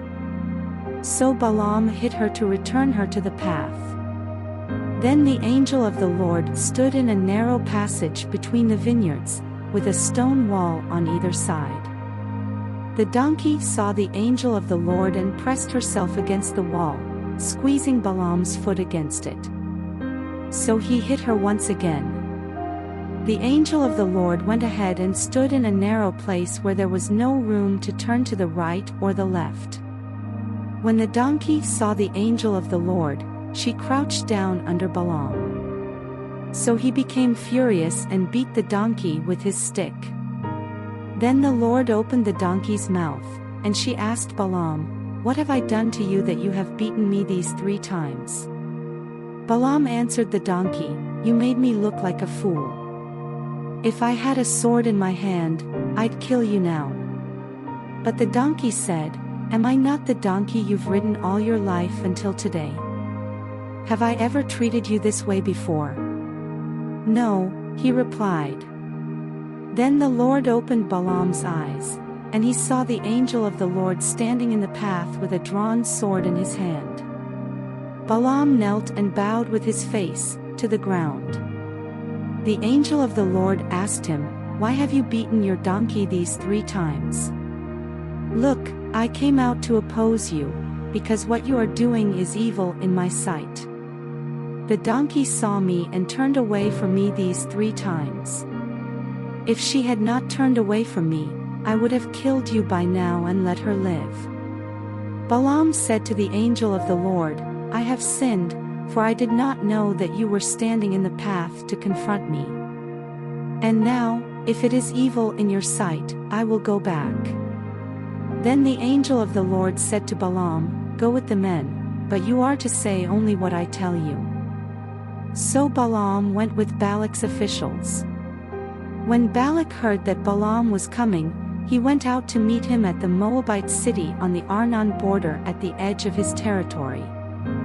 Balak asked Balaam, "Did I not send you an urgent summons? Why didn't you come to me? Am I really not able to reward you?" Balaam said to him, "Look, I have come to you, but can I say anything I want? I must speak only the message God puts in my mouth." So Balaam went with Balak, and they came to Kiriath-Huzoth. Balak sacrificed cattle and sheep, and sent for Balaam and the officials who were with him. In the morning, Balak took Balaam and brought him to Bamoth-baal. From there he saw the outskirts of the people's camp. Then Balaam said to Balak, "Build me 7 altars here and prepare 7 bulls and 7 rams for me." So Balak did as Balaam directed, and they offered a bull and a ram on each altar. Balaam said to Balak, "Stay here by your burnt offering while I am gone. Maybe the Lord will meet with me. I will tell you whatever he reveals to me." So he went to a barren hill. God met with him, and Balaam said to him, "I have arranged 7 altars and offered a bull and a ram on each altar." Then the Lord put a message in Balaam's mouth and said, "Return to Balak and say what I tell you." So he returned to Balak, who was standing there by his burnt offering with all the officials of Moab. Balaam proclaimed his poem, "Balak brought me from Aram, the king of Moab, from the eastern mountains. Come, put a curse on Jacob for me. Come, denounce Israel. How can I curse someone God has not cursed? How can I denounce someone the Lord has not denounced? I see them from the top of rocky cliffs, and I watch them from the hills. There is a people living alone, it does not consider itself among the nations. Who has counted the dust of Jacob or numbered the dust clouds of Israel? Let me die the death of the upright, let the end of my life be like theirs. What have you done to me?" Balak asked Balaam. "I brought you to curse my enemies, but look, you have only blessed them." He answered, "Shouldn't I say exactly what the Lord puts in my mouth?" Then Balak said to him, "Please come with me to another place where you can see them. You will only see the outskirts of their camp, you won't see all of them. From there, put a curse on them for me." So Balak took him to Lookout Field on top of Pisgah, built 7 altars, and offered a bull and a ram on each altar. Balaam said to Balak, "Stay here by your burnt offering while I seek the Lord over there." The Lord met with Balaam and put a message in his mouth. Then he said, "Return to Balak and say what I tell you." So he returned to Balak, who was standing there by his burnt offering with the officials of Moab. Balak asked him, "What did the Lord say?" Balaam proclaimed his poem, "Balak, get up and listen, son of Zippor, pay attention to what I say. God is not a man who lies, or a son of man who changes his mind. Does he speak and not act, or promise and not fulfill? I have indeed received a command to bless. Since he has blessed, I cannot change it. He considers no disaster for Jacob, he sees no trouble for Israel. The Lord their God is with them, and there is rejoicing over the king among them. God brought them out of Egypt, he is like the horns of a wild ox for them. There is no magic curse against Jacob and no divination against Israel. It will now be said about Jacob and Israel, what great things God has done. A people rise up like a lioness, they rouse themselves like a lion. They will not lie down until they devour the prey and drink the blood of the slain. Then Balak told Balaam, don't curse them and don't bless them. But Balaam answered him, didn't I tell you, whatever the Lord says, I must do? Again Balak said to Balaam, please come. I will take you to another place. Maybe it will be agreeable to God that you can put a curse on them for me there. So Balak took Balaam to the top of Peor, which overlooks the wasteland. Balaam told Balak, build me 7 altars here and prepare 7 bulls and 7 rams for me. So Balak did as Balaam said and offered a bull and a ram on each altar. Since Balaam saw that it pleased the Lord to bless Israel, he did not go to seek omens as on previous occasions, but turned toward the wilderness. When Balaam looked up and saw Israel encamped tribe by tribe, the Spirit of God descended on him. And he proclaimed his poem, the oracle of Balaam son of Beor, the oracle of the man whose eyes are opened. The oracle of one who hears the sayings of God, who sees a vision from the Almighty, who falls into a trance, with his eyes uncovered. How beautiful are your tents, Jacob, your dwellings, Israel.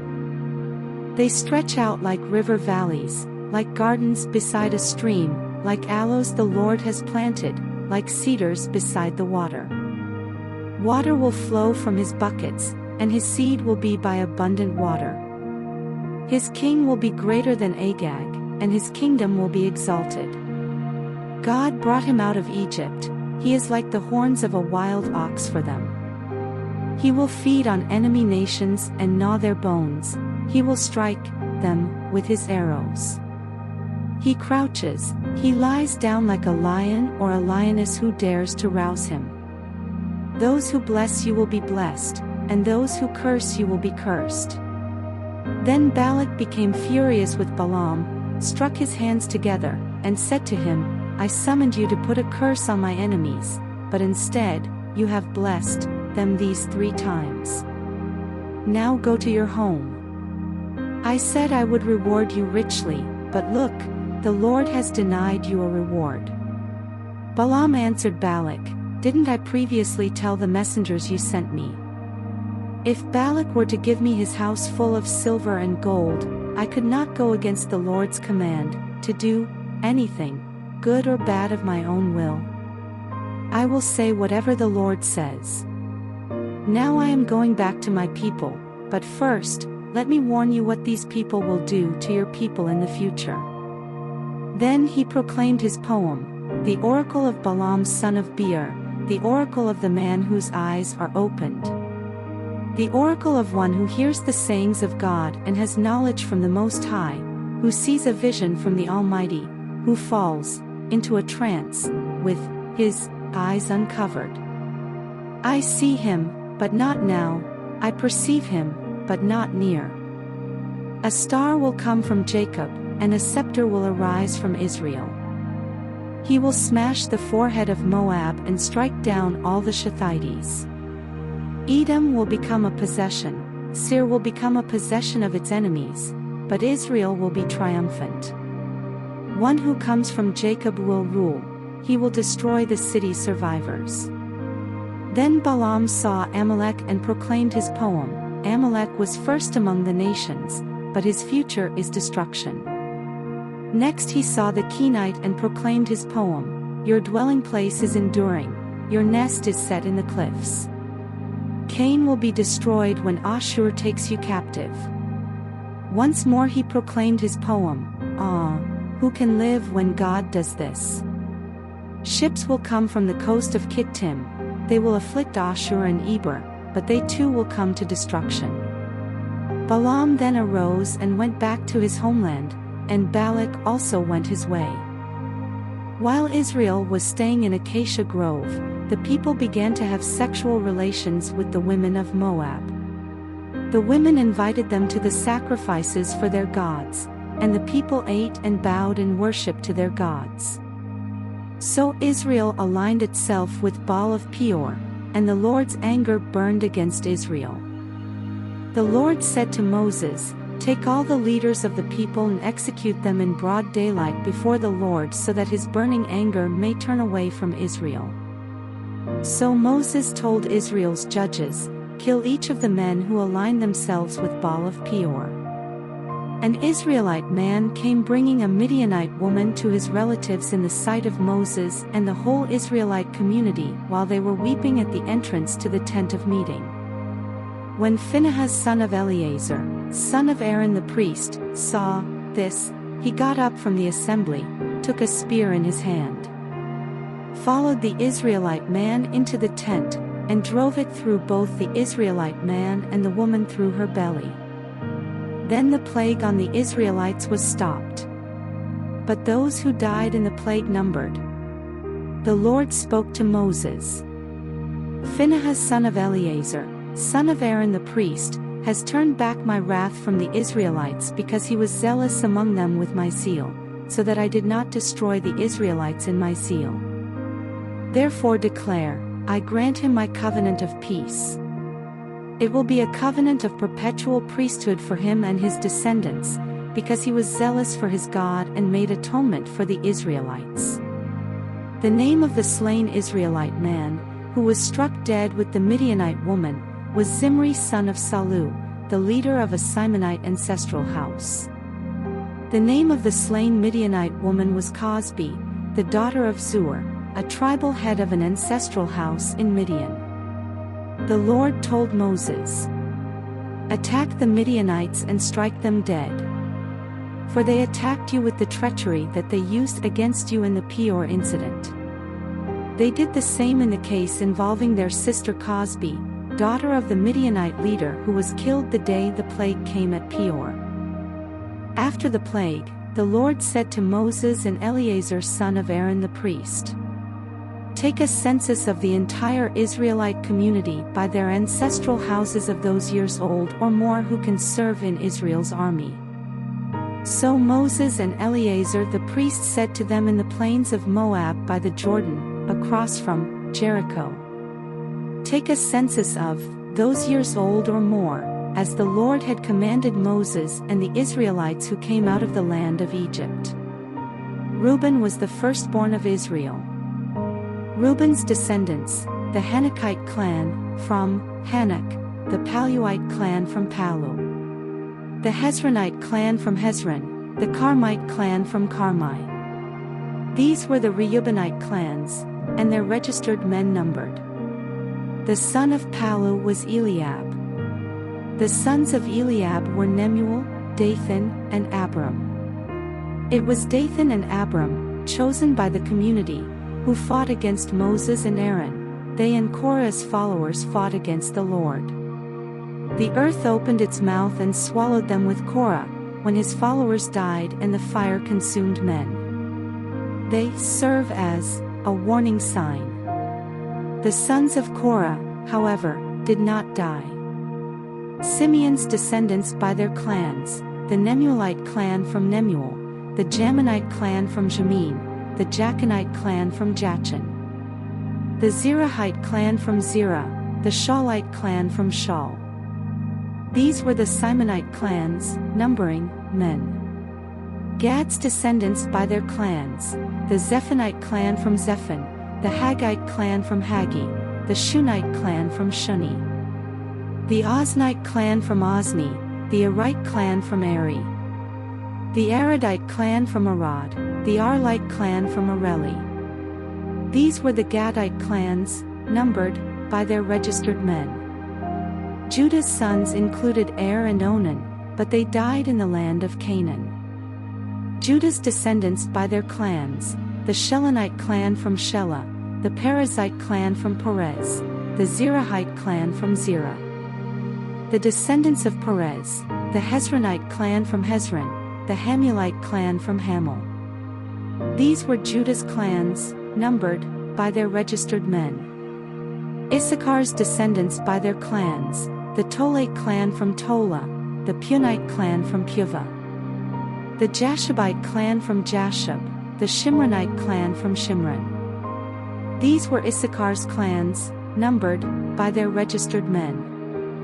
Zebulun's descendants by their clans: the Seredite clan from Sered, the Elonite clan from Elon, the Jalielite clan from Yaliel. These were the Zebulunite clans, numbered by their registered men. Joseph's descendants by their clans, from Manasseh and Ephraim. Manasseh's descendants: the Machirite clan from Machir. Machir fathered Gilead, the Gileadite clan from Gilead. These were Gilead's descendants: the Ezerite clan, from Ezer, the Helekite clan from Helek. The Israelite clan, from Asriel, the Shechemite clan, from Shechem. The Shemidate clan, from Shemida, the Hepherite clan, from Hepher. Zelophehad son of Hepher had no sons, only daughters. The names of Zelophehad's daughters were Mahlah, Noah, Hoglah, Milcah, and Tirzah. These were Manasseh's clans, numbered by their registered men. These were Ephraim's descendants by their clans: the Shuthelahite clan from Shuthelah, the Becherite clan from Becher, the Tahanite clan from Tahan. These were Shuthelah's descendants: the Aaronite clan from Aaron. These were the Ephraimite clans, numbered by their registered men. These were Joseph's descendants by their clans. Benjamin's descendants by their clans: the Belate clan from Bela, the Ashbelite clan from Ashbel, the Ahiramite clan from Ahiram. The Shupham clan from Shupham, the Huphamite clan from Hupham. Bela's descendants, from Ard and Naaman, the Ardite clan, from Ard, the Naamite clan from Naaman. These were the Benjaminite clans, numbered by their registered men. These were Dan's descendants by their clans: the Shuhamite clan from Shuham. These were the clans of Dan by their clans. All the Shuhamite clans, numbered by their registered men, were Asher's descendants by their clans: the Imnite clan from Imnah, the Ishvite clan from Ishvi, the Beriite clan from Beriah. From Beriah's descendants: the Heberite clan from Heber, the Malchielite clan from Malchiel. And the name of Asher's daughter was Sarah. These were the Asherite clans, numbered by their registered men. Naphtali's descendants by their clans: the Jazielite clan from Jaziel, the Gunite clan from Guni, the Jezerite clan from Jezer, the Shilamite clan from Shillam. These were the Naphtali clans, numbered by their registered men. These registered Israelite men numbered. The Lord spoke to Moses. The land is to be divided among them as an inheritance based on the number of names. Increase the inheritance for a large tribe, and decrease it for a small one. Each is to be given its inheritance according to those who were registered in it. The land must be divided by lot. They will receive an inheritance according to the names of their ancestral tribes. Each inheritance will be divided by lot among the larger and smaller tribes. These were the Levites registered by their clans: the Gershonite clan from Gershon, the Kohathite clan from Kohath, the Merarite clan from Merari. These were the Levite family groups: the Libnite clan, the Hebronite clan, the Malite clan, the Mushite clan, and the Korahite clan. Kohath was the ancestor of Amram. The name of Amram's wife was Jochebed, a descendant of Levi, born to Levi in Egypt. She bore to Amram, Aaron, Moses, and their sister Miriam. Nadab, Abihu, Eleazar, and Ithamar were born to Aaron. But Nadab and Abihu died when they presented unauthorized fire before the Lord. Those registered were, every male 1 month old or more. They were not registered among the other Israelites, because no inheritance was given to them among the Israelites. These were the ones registered by Moses and Eleazar the priest when they registered the Israelites on the plains of Moab by the Jordan, across from Jericho. But among them there was not one of those who had been registered by Moses and Aaron the priest when they registered the Israelites in the wilderness of Sinai. For the Lord had said to them that they would all die in the wilderness. None of them was left except Caleb son of Jephunneh and Joshua son of Nun. The daughters of Zelophehad approached. Zelophehad was the son of Hepher, son of Gilead, son of Machir, son of Manasseh from the clans of Manasseh, the son of Joseph. These were the names of his daughters, Mahlah, Noah, Hoglah, Milcah, and Tirzah.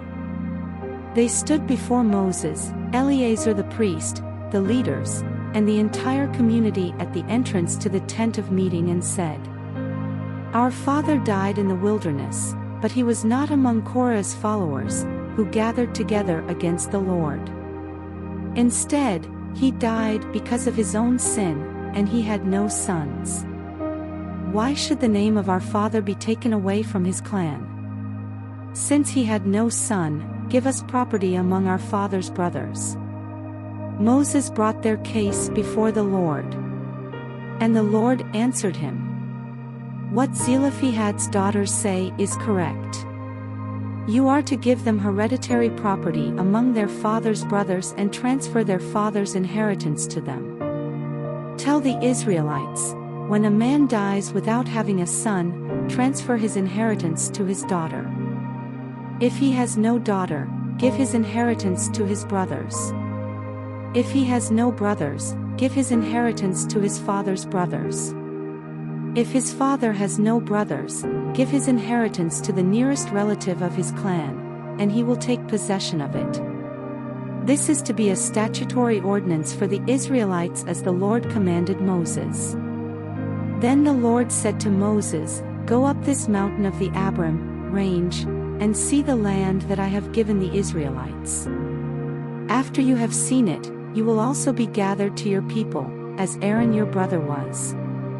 When the community quarreled in the wilderness of Zin, both of you rebelled against my command to show my holiness in their sight at the waters. Those were the waters of Meribah of Kadesh in the wilderness of Zin." So Moses appealed to the Lord. "May the Lord, the God of the spirits of all flesh, appoint a man over the community, who will go out before them and come back in before them, and who will bring them out and bring them in, so that the Lord's community won't be like sheep without a shepherd." The Lord replied to Moses, "Take Joshua son of Nun, a man who has the Spirit in him, and lay your hands on him. Have him stand before Eleazar the priest and the whole community, and commission him in their sight. Confer some of your authority on him so that the entire Israelite community will obey him. He will stand before Eleazar, who will consult the Lord for him with the decision of the Urim. He and all the Israelites with him, even the entire community, will go out and come back in at his command." Moses did as the Lord commanded him. He took Joshua, had him stand before Eleazar the priest and the entire community, laid his hands on him, and commissioned him, as the Lord had spoken through Moses. The Lord spoke to Moses, "Command the Israelites and say to them, Be sure to present to me at its appointed time my offering and my food as my fire offering, a pleasing aroma to me. And say to them, This is the fire offering you are to present to the Lord, each day, present, 2 unblemished year-old male lambs as a regular burnt offering. Offer one lamb in the morning and the other lamb at twilight, along with 2 quarts of fine flour for a grain offering mixed with a quart of beaten olive oil. It is a regular burnt offering established at Mount Sinai for a pleasing aroma, a fire offering to the Lord. The drink offering is to be a quart with each lamb. Pour out the offering of beer to the Lord in the sanctuary area. Offer the second lamb at twilight, along with the same kind of grain offering and drink offering as in the morning. It is a fire offering, a pleasing aroma to the Lord. On the Sabbath day, present 2 unblemished year-old male lambs, 4 quarts of fine flour mixed with oil as a grain offering, and its drink offering. It is the burnt offering for every Sabbath, in addition to the regular burnt offering and its drink offering. At the beginning of each of your months present a burnt offering to the Lord, 2 young bulls, 1 ram, 7 male lambs a year old, all unblemished, with 6 quarts of fine flour mixed with oil as a grain offering for each bull, 4 quarts of fine flour mixed with oil as a grain offering for the ram, and 2 quarts of fine flour mixed with oil as a grain offering for each lamb. It is a burnt offering, a pleasing aroma, a fire offering to the Lord. Their drink offerings are to be 2 quarts of wine with each bull, 1 1/3 quarts with the ram, and 1 quart with each male lamb. This is the monthly burnt offering for all the months of the year. And 1 male goat is to be offered as a sin offering to the Lord, in addition to the regular burnt offering with its drink offering. The Passover to the Lord comes in the 1st month, on the 14th day of the month. On the 15th day of this month there will be a festival. Unleavened bread is to be eaten for 7 days. On the 1st day there is to be a sacred assembly. You are not to do any daily work. Present a fire offering, a burnt offering to the Lord, 2 young bulls, 1 ram, and 7 male lambs a year old. Your animals are to be unblemished. The grain offering with them is to be of fine flour mixed with oil. Offer 6 quarts with each bull and 4 quarts with the ram. Offer 2 quarts with each of the 7 lambs, and 1 male goat for a sin offering to make atonement for yourselves. Offer these with the morning burnt offering that is part of the regular burnt offering. You are to offer the same food each day for 7 days as a fire offering, a pleasing aroma to the Lord. It is to be offered with its drink offering and the regular burnt offering. On the 7th day you are to hold a sacred assembly. You are not to do any daily work. On the day of firstfruits, you are to hold a sacred assembly when you present an offering of new grain to the Lord at your festival of weeks. You are not to do any daily work. Present a burnt offering for a pleasing aroma to the Lord, 2 young bulls, 1 ram, and 7 male lambs a year old, with their grain offering of fine flour mixed with oil, 6 quarts with each bull, 4 quarts with the ram, and 2 quarts with each of the 7 lambs, and 1 male goat to make atonement for yourselves. Offer them with their drink offerings in addition to the regular burnt offering and its grain offering. Your animals are to be unblemished. You are to hold a sacred assembly in the 7th month, on the 1st day of the month, and you are not to do any daily work. This will be a day of jubilation for you. Offer a burnt offering as a pleasing aroma to the Lord, 1 young bull, 1 ram, 7 male lambs a year old, all unblemished, with their grain offering of fine flour mixed with oil, 6 quarts with the bull, 4 quarts with the ram, and 2 quarts with each of the 7 male lambs. Also, offer 1 male goat as a sin offering to make atonement for yourselves. These are in addition to the monthly and regular burnt offerings with their grain offerings and drink offerings. They are a pleasing aroma, a fire offering to the Lord. You are to hold a sacred assembly on the 10th day of this 7th month and practice self-denial. You must not do any work. Present a burnt offering to the Lord, a pleasing aroma, 1 young bull, 1 ram, and 7 male lambs a year old.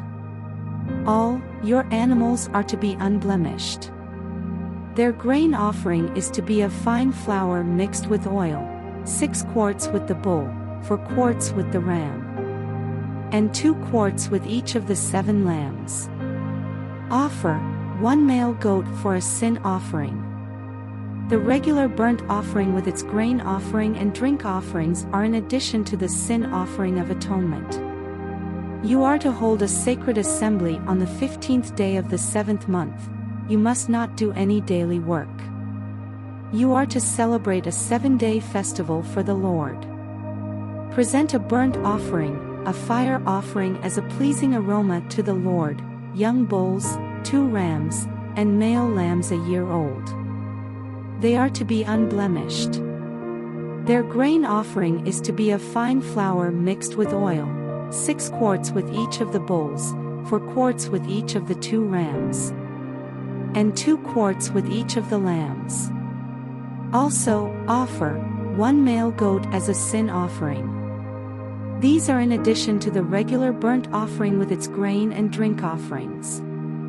On the 2nd day, present young bulls, 2 rams, and male lambs a year old, all unblemished, with their grain and drink offerings for the bulls, rams, and lambs, in proportion to their number. Also, offer 1 male goat as a sin offering. These are in addition to the regular burnt offering with its grain and drink offerings. On the 3rd day, present bulls, 2 rams, male lambs a year old, all unblemished, with their grain and drink offerings for the bulls, rams, and lambs, in proportion to their number. Also, offer 1 male goat as a sin offering. These are in addition to the regular burnt offering with its grain and drink offerings. On the 4th day, present bulls, 2 rams, male lambs a year old, all unblemished, with their grain and drink offerings for the bulls, rams, and lambs, in proportion to their number. Also, offer 1 male goat as a sin offering. These are in addition to the regular burnt offering with its grain and drink offerings.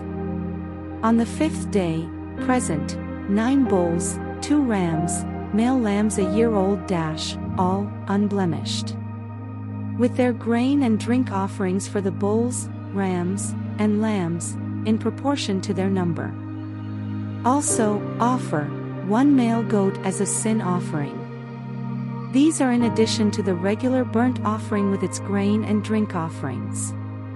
On the 6th day, present 8 bulls, 2 rams, male lambs a year old, all unblemished, with their grain and drink offerings for the bulls, rams, and lambs, in proportion to their number. Also, offer 1 male goat as a sin offering. These are in addition to the regular burnt offering with its grain and drink offerings. On the 7th day, present 7 bulls, 2 rams, and male lambs a year old, all unblemished, with their grain and drink offerings for the bulls, rams, and lambs, in proportion to their number. Also, offer 1 male goat as a sin offering. These are in addition to the regular burnt offering with its grain and drink offerings. On the 8th day you are to hold a solemn assembly. You are not to do any daily work. Present a burnt offering, a fire offering as a pleasing aroma to the Lord, 1 bull, 1 ram, 7 male lambs a year old, all unblemished, with their grain and drink offerings for the bulls, rams, and lambs, in proportion to their number. Also, offer 1 male goat as a sin offering. These are in addition to the regular burnt offering with its grain and drink offerings. You must offer these to the Lord at your appointed times in addition to your vow and freewill offerings, whether burnt, grain, drink, or fellowship offerings. So Moses told the Israelites everything the Lord had commanded him. Moses told the leaders of the Israelite tribes, "This is what the Lord has commanded. When a man makes a vow to the Lord or swears an oath to put himself under an obligation, he must not break his word, he must do whatever he has promised. When a woman in her father's house during her youth makes a vow to the Lord or puts herself under an obligation, and her father hears about her vow or the obligation she put herself under, and he says nothing to her, all her vows and every obligation she put herself under are binding. But if her father prohibits her on the day he hears about it, none of her vows and none of the obligations she put herself under are binding. The Lord will absolve her because her father has prohibited her. If a woman marries while her vows or the rash commitment she herself made are binding, and her husband hears about it, and says nothing to her when he finds out, her vows are binding, and the obligations she put herself under are binding. But if her husband prohibits her when he hears about it, he will cancel her vow that is binding or the rash commitment she herself made, and the Lord will forgive her. Every vow a widow or divorcee puts herself under is binding on her. If a woman in her husband's house has made a vow or put herself under an obligation with an oath, and her husband hears about it, says nothing to her, and does not prohibit her, all her vows are binding, and every obligation she put herself under is binding. But if her husband cancels them on the day he hears about it, nothing that came from her lips, whether her vows or her obligation, is binding. Her husband has cancelled them, and the Lord will absolve her. Her husband may confirm or cancel any vow or any sworn obligation to deny herself. If her husband says nothing at all to her from day to day, he confirms all her vows and obligations, which are binding. He has confirmed them because he said nothing to her when he heard about them. But if he cancels them after he hears about them, he will be responsible for her commitment. These are the statutes that the Lord commanded Moses concerning the relationship between a man and his wife, or between a father and his daughter in his house during her youth. The Lord spoke to Moses, "Execute vengeance for the Israelites against the Midianites. After that, you will be gathered to your people." So Moses spoke to the people, "Equip some of your men for war. They will go against Midian to inflict the Lord's vengeance on them. Send men to war from each Israelite tribe." So were recruited from each Israelite tribe out of the thousands in Israel equipped for war. Moses sent from each tribe to war. They went with Phinehas son of Eleazar the priest, in whose care were the holy objects and signal trumpets.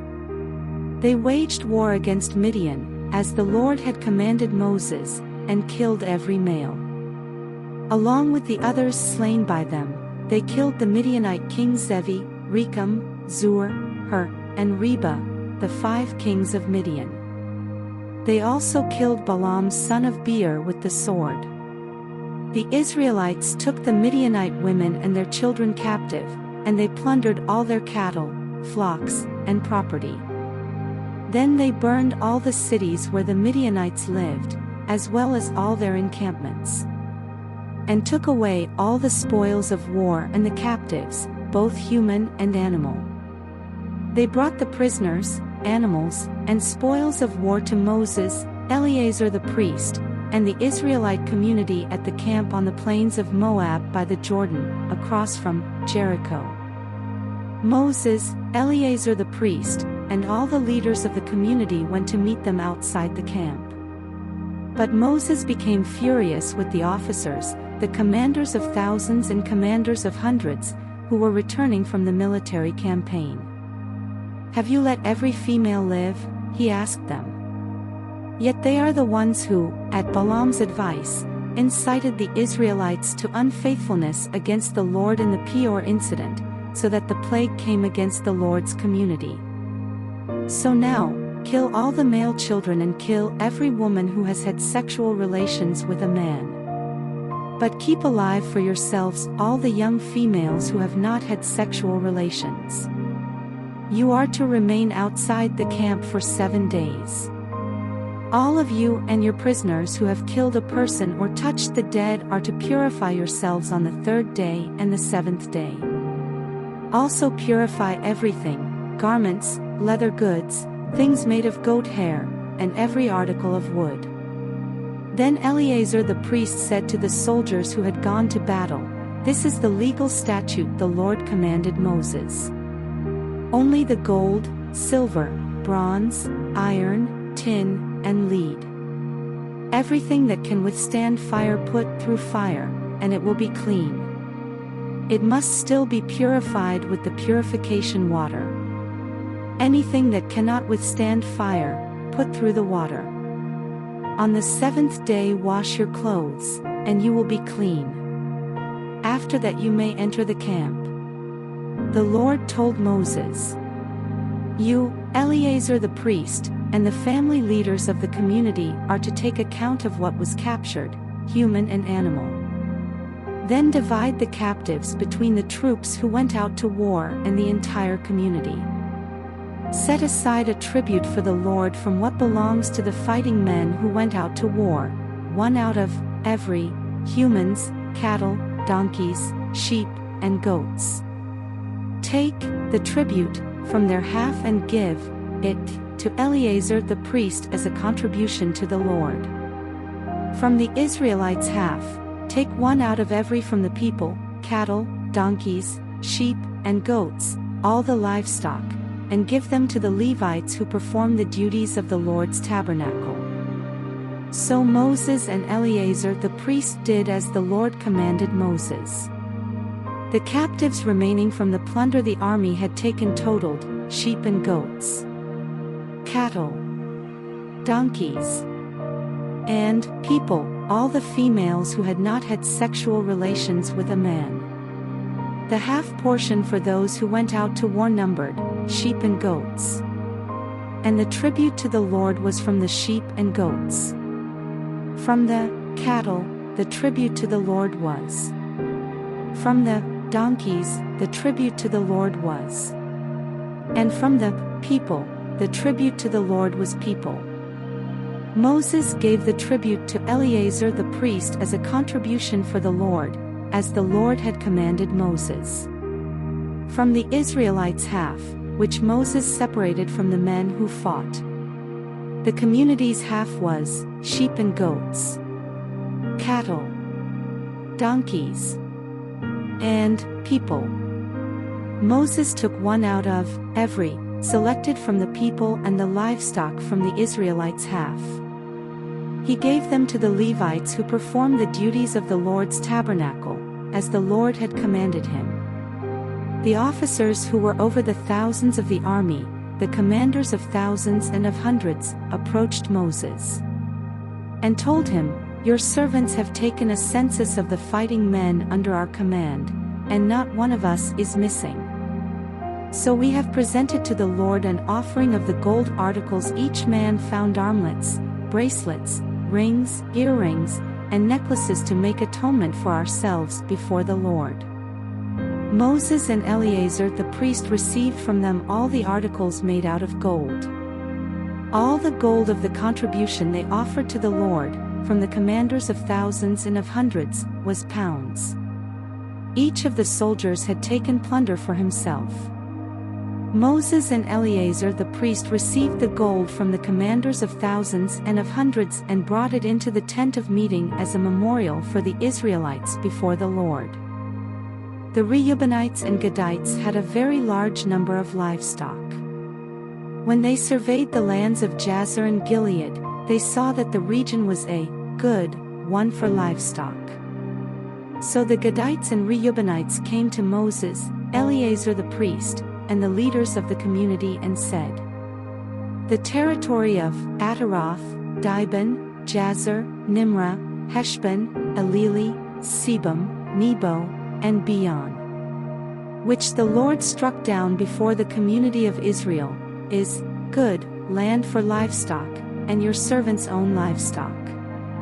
They said, If we have found favor in your sight, let this land be given to your servants as a possession. Don't make us cross the Jordan. But Moses asked the Gadites and Reubenites, Should your brothers go to war while you stay here?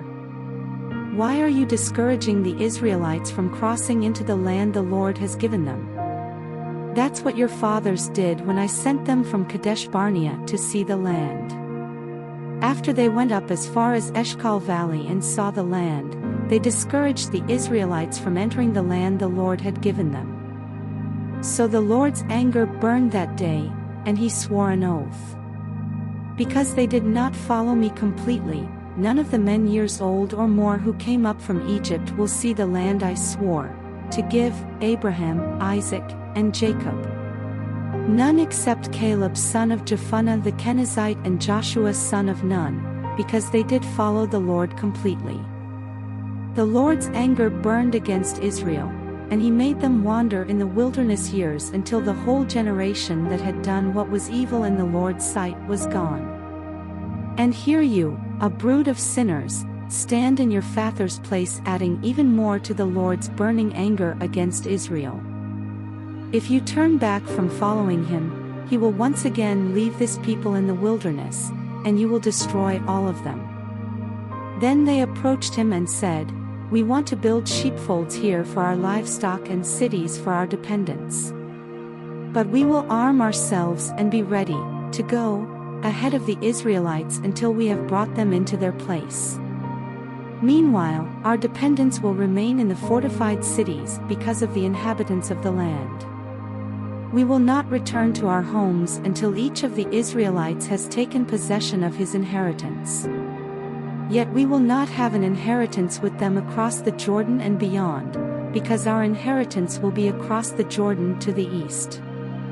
Moses replied to them, If you do this, if you arm yourselves for battle before the Lord, and every one of your armed men crosses the Jordan before the Lord until he has driven his enemies from his presence, and the land is subdued before the Lord, afterwards you may return and be free from obligation to the Lord and to Israel.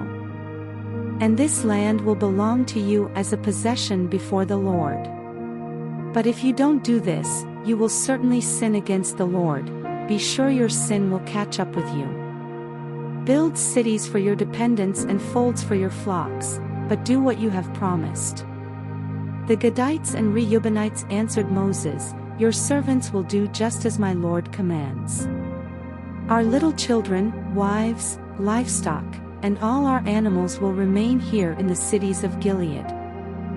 But your servants are equipped for war before the Lord and will go across to the battle as my Lord orders. So Moses gave orders about them to Eleazar the priest, Joshua son of Nun, and the family leaders of the Israelite tribes.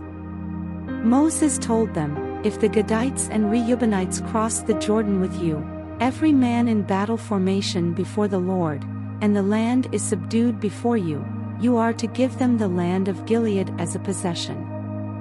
But if they don't go across with you in battle formation, they must accept land in Canaan with you. The Gadites and Reubenites replied, What the Lord has spoken to your servants is what we will do. We will cross over in battle formation before the Lord into the land of Canaan, but we will keep our hereditary possession across the Jordan. So Moses gave them the Gadites, Reubenites, and half the tribe of Manasseh son of Joseph, the kingdom of Sihon king of the Amorites and the kingdom of Og king of Bashan, the land including its cities with the territory surrounding them. The Gadites rebuilt Dibon, Ataroth, Aroer, Atroth-Shaphan, Jazer, Jogbehah, Beth-Nimrah, and Beth-Haran as fortified cities, and built sheepfolds. The Reubenites rebuilt Heshbon, Eleli, Kiriathaim, as well as Nebo and Balmeon, whose names were changed, and Sibmah. They gave names to the cities they rebuilt. The descendants of Machir son of Manasseh went to Gilead, captured it, and drove out the Amorites who were there. So Moses gave Gilead to the clan of Machir son of Manasseh, and they settled in it. Jair, a descendant of Manasseh, went and captured their villages, which he renamed Jair's villages. Noba went and captured Kenath with its villages and called it Noba after his own name. These were the stages of the Israelites' journey when they went out of the land of Egypt by their military divisions under the leadership of Moses and Aaron. At the Lord's command, Moses wrote down the starting points for the stages of their journey. These are the stages, listed by their starting points. They departed from Ramesses in the first month, on the 15th day of the month. On the day after the Passover, the Israelites went out triumphantly in the sight of all the Egyptians. Meanwhile, the Egyptians were burying every firstborn male the Lord had struck down among them, for the Lord had executed judgment against their gods. The Israelites departed from Ramesses and camped at Sukkos. They departed from Sukkos and camped at Etham, which is on the edge of the wilderness. They departed from Etham and turned back to Pi-Hahiroth, which faces Baal-zephon, and they camped before Migdol. They departed from Pi-Hahiroth and crossed through the middle of the sea into the wilderness. They took a 3-day journey into the wilderness of Etham and camped at Marah. They departed from Marah and came to Elim. There were springs of water and date palms at Elim, so they camped there. They departed from Elim and camped by the Red Sea. They departed from the Red Sea and camped in the wilderness of Sin. They departed from the wilderness of Sin and camped in Dophkah. They departed from Dophkah and camped at Alush. They departed from Alush and camped at Rephidim, where there was no water for the people to drink.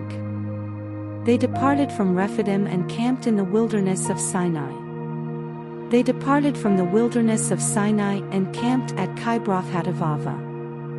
They departed from Kibroth-Hattaavah and camped at Hazeroth. They departed from Hazeroth and camped at Rithmah. They departed from Rithmah and camped at Rimmon-Perez. They departed from Rimmon-Perez and camped at Libnah. They departed from Libnah and camped at Rissa. They departed from Rissa and camped at Kehelatha. They departed from Kehelatha and camped at Mount Shepher. They departed from Mount Shepher and camped at Harada. They departed from Harada and camped at Makaloth. They departed from Makaloth and camped at Tahath. They departed from Tahath and camped at Turah. They departed from Turah and camped at Mithkah. They departed from Mithkah and camped at Hashmanah. They departed from Hashmanah and camped at Mosroth.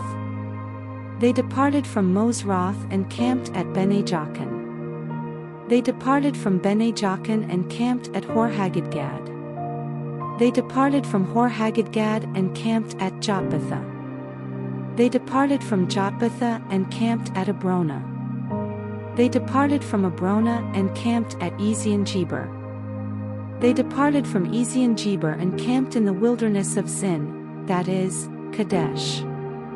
They departed from Kadesh and camped at Mount Hor on the edge of the land of Edom. At the Lord's command, Aaron the priest climbed Mount Hor and died there on the 1st day of the 5th month in the 40th year after the Israelites went out of the land of Egypt. Aaron was years old when he died on Mount Hor. At that time the Canaanite king of Arad, who lived in the Negev in the land of Canaan, heard the Israelites were coming. They departed from Mount Hor and camped at Zalmonah. They departed from Zalmonah and camped at Punon. They departed from Punon and camped at Oboth. They departed from Oboth and camped at Iabrim on the border of Moab. They departed from Iam and camped at Dibengad. They departed from Dibengad and camped at Almon-Diblathaim. They departed from Almon-Diblathaim and camped in the Abiram range, facing Nebo. They departed from the Abiram range, and camped on the plains of Moab by the Jordan, across from Jericho. They camped by the Jordan from Beth Jeshimoth to Acacia Meadows on the plains of Moab. The Lord spoke to Moses in the plains of Moab by the Jordan, across from Jericho. Tell the Israelites, when you cross the Jordan into the land of Canaan, you must drive out all the inhabitants of the land before you, destroy all their stone images and cast images, and demolish all their high places. You are to take possession of the land and settle in it because I have given you the land to possess. You are to receive the land as an inheritance by lot according to your clans. Increase the inheritance for a large clan and decrease it for a small one. Whatever place the lot indicates for someone will be his. You will receive an inheritance according to your ancestral tribes. But if you don't drive out the inhabitants of the land before you, those you allow to remain will become thorns in your eyes and in your sides. They will harass you in the land where you will live. And what I had planned to do to them, I will do to you. The Lord spoke to Moses. Command the Israelites and say to them, when you enter the land of Canaan, it will be allotted to you as an inheritance with these borders.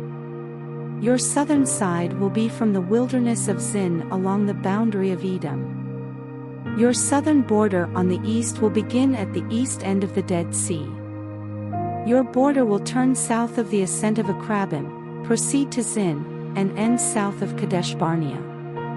It will go to Hazaradar and proceed to Asman. The border will turn from Asman to the brook of Egypt, where it will end at the Mediterranean Sea. Your western border will be the coastline of the Mediterranean Sea. This will be your western border. This will be your northern border. From the Mediterranean Sea draw a line to Mount Hor. From Mount Hor draw a line to the entrance of Hamath, and the border will reach Zedad. Then the border will go to Ziphron and end at Hazaranan. This will be your northern border. For your eastern border, draw a line from Hazaranan to Shepham. The border will go down from Shepham to Riblah east of Ain. It will continue down and reach the eastern slope of the Sea of Chinnereth. Then the border will go down to the Jordan and end at the Dead Sea. This will be your land, defined by its borders on all sides. So Moses commanded the Israelites, this is the land you are to receive by lot as an inheritance, which the Lord commanded to be given to the 9.5 tribes. For the tribe of the Reubenites and the tribe of the Gadites have received their inheritance, according to their ancestral houses, and half the tribe of Manasseh has received its inheritance. The 2.5 tribes have received their inheritance across the Jordan from Jericho, eastward toward the sunrise. The Lord spoke to Moses. These are the names of the men who are to distribute the land as an inheritance for you: Eleazar the priest and Joshua son of Nun. Take one leader from each tribe to distribute the land. These are the names of the men: Caleb son of Jephunneh from the tribe of Judah, Shemuel son of Ammihud from the tribe of Simeon, Elidad son of Chislon from the tribe of Benjamin, Bucky son of Jogli, a leader from the tribe of Dan. From the sons of Joseph, Haniel son of Ephod, a leader from the tribe of Manasseh, Kemuel son of Shifton, a leader from the tribe of Ephraim, Elizaphon son of Parnak, a leader from the tribe of Zebulun, Paltiel son of Azan, a leader from the tribe of Issachar, Ahahud son of Shalomi, a leader from the tribe of Asher, Pedahel son of Ammihud, a leader from the tribe of Naphtali. These are the ones the Lord commanded to distribute the inheritance to the Israelites in the land of Canaan. The Lord again spoke to Moses in the plains of Moab by the Jordan, across from Jericho. Command the Israelites to give cities out of their hereditary property for the Levites to live in and pastureland around the cities. The cities will be for them to live in, and their pasturelands will be for their herds, flocks, and all their other animals. The pasturelands of the cities you are to give the Levites, will extend from the city wall yards on every side. Measure yards outside the city for the east side, yards for the south side, yards for the west side, and yards for the north side, with the city in the center. This will belong to them as pasturelands for the cities. The cities you give the Levites will include 6 cities of refuge, which you must provide so that the one who kills someone may flee there. In addition to these, give other cities. The total number of cities you give the Levites will be, along with their pasturelands. Of the cities that you give from the Israelites' territory, you should take more from a larger tribe, and less from a smaller one. Each tribe is to give some of its cities to the Levites in proportion to the inheritance it receives. The Lord said to Moses, "Speak to the Israelites and tell them, when you cross the Jordan into the land of Canaan, designate cities to serve as cities of refuge for you, so that a person who kills someone unintentionally may flee there. You will have the cities as a refuge from the avenger, so that the one who kills someone will not die until he stands trial before the assembly. The cities you select will be your 6 cities of refuge. Select 3 cities across the Jordan and 3 cities in the land of Canaan to be cities of refuge. These 6 cities will serve as a refuge for the Israelites and for the foreigner or temporary resident among them, so that anyone who kills a person unintentionally may flee there. If anyone strikes a person with an iron object and death results, he is a murderer. The murderer must be put to death. If a man has in his hand a stone capable of causing death and strikes another man and he dies, the murderer must be put to death. If a man has in his hand a wooden object capable of causing death and he dies, the murderer must be put to death. The avenger of blood himself is to kill the murderer. When he finds him, he is to kill him. Likewise, if anyone in hatred pushes a person or throws an object at him with malicious intent and he dies, or if in hostility he strikes him with his hand and he dies, the one who struck him must be put to death. He is a murderer. The avenger of blood is to kill the murderer when he finds him. But if anyone suddenly pushes a person without hostility or throws any object at him without malicious intent, or drops a stone without looking that could kill a person and he dies, but he was not his enemy and wasn't trying to harm him, the assembly is to judge between the slayer and the avenger of blood according to these ordinances. The assembly is to protect the one who kills someone from the hand of the avenger of blood. Then the assembly will return him to the city of refuge he fled to, and he must live there until the death of the high priest who was anointed with the holy oil. If the one who kills someone ever goes outside the border of the city of refuge he fled to, and the avenger of blood finds him outside the border of his city of refuge and kills him, the avenger will not be guilty of bloodshed. For the one who killed a person was supposed to live in his city of refuge until the death of the high priest. Only after the death of the high priest may the one who has killed a person return to the land he possesses. These instructions will be a statutory ordinance for you throughout your generations wherever you live. If anyone kills a person, the murderer is to be put to death based on the word of witnesses. But no one is to be put to death based on the testimony of one witness. You are not to accept a ransom for the life of a murderer who is guilty of killing someone. He must be put to death. Neither should you accept a ransom for the person who flees to his city of refuge, allowing him to return and live in the land before the death of the high priest. Do not defile the land where you are, for bloodshed defile the land, and there can be no atonement for the land because of the blood that is shed on it, except by the blood of the person who shed it. Do not make the land unclean where you live and where I reside, for I, the Lord, reside among the Israelites. The family leaders from the clan of the descendants of Gilead the son of Machir, son of Manasseh, one of the clans of the sons of Joseph, approached and addressed Moses and the leaders who were over the Israelite families. They said, "The Lord commanded my Lord to give the land as an inheritance by lot to the Israelites. My Lord was further commanded by the Lord to give our brother Zelophehad's inheritance to his daughters. If they marry any of the men from the other Israelite tribes, their inheritance will be taken away from our father's inheritance and added to that of the tribe into which they marry.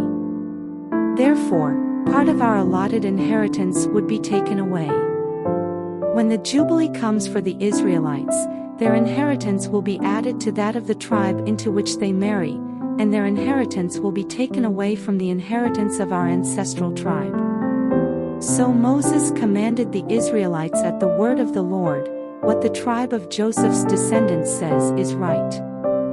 This is what the Lord has commanded concerning Zelophehad's daughters. They may marry anyone they like provided they marry within a clan of their ancestral tribe. An inheritance belonging to the Israelites must not transfer from tribe to tribe, because each of the Israelites is to retain the inheritance of his ancestral tribe. Any daughter who possesses an inheritance from an Israelite tribe must marry someone from the clan of her ancestral tribe, so that each of the Israelites will possess the inheritance of his fathers. No inheritance is to transfer from one tribe to another, because each of the Israelite tribes is to retain its inheritance." The daughters of Zelophehad did as the Lord commanded Moses. Mahlah, Tirzah, Hoglah, Milcah, and Noah, the daughters of Zelophehad, married cousins on their father's side. They married men from the clans of the descendants of Manasseh son of Joseph, and their inheritance remained within the tribe of their father's clan. These are the commands and ordinances the Lord commanded the Israelites through Moses in the plains of Moab by the Jordan, across from Jericho.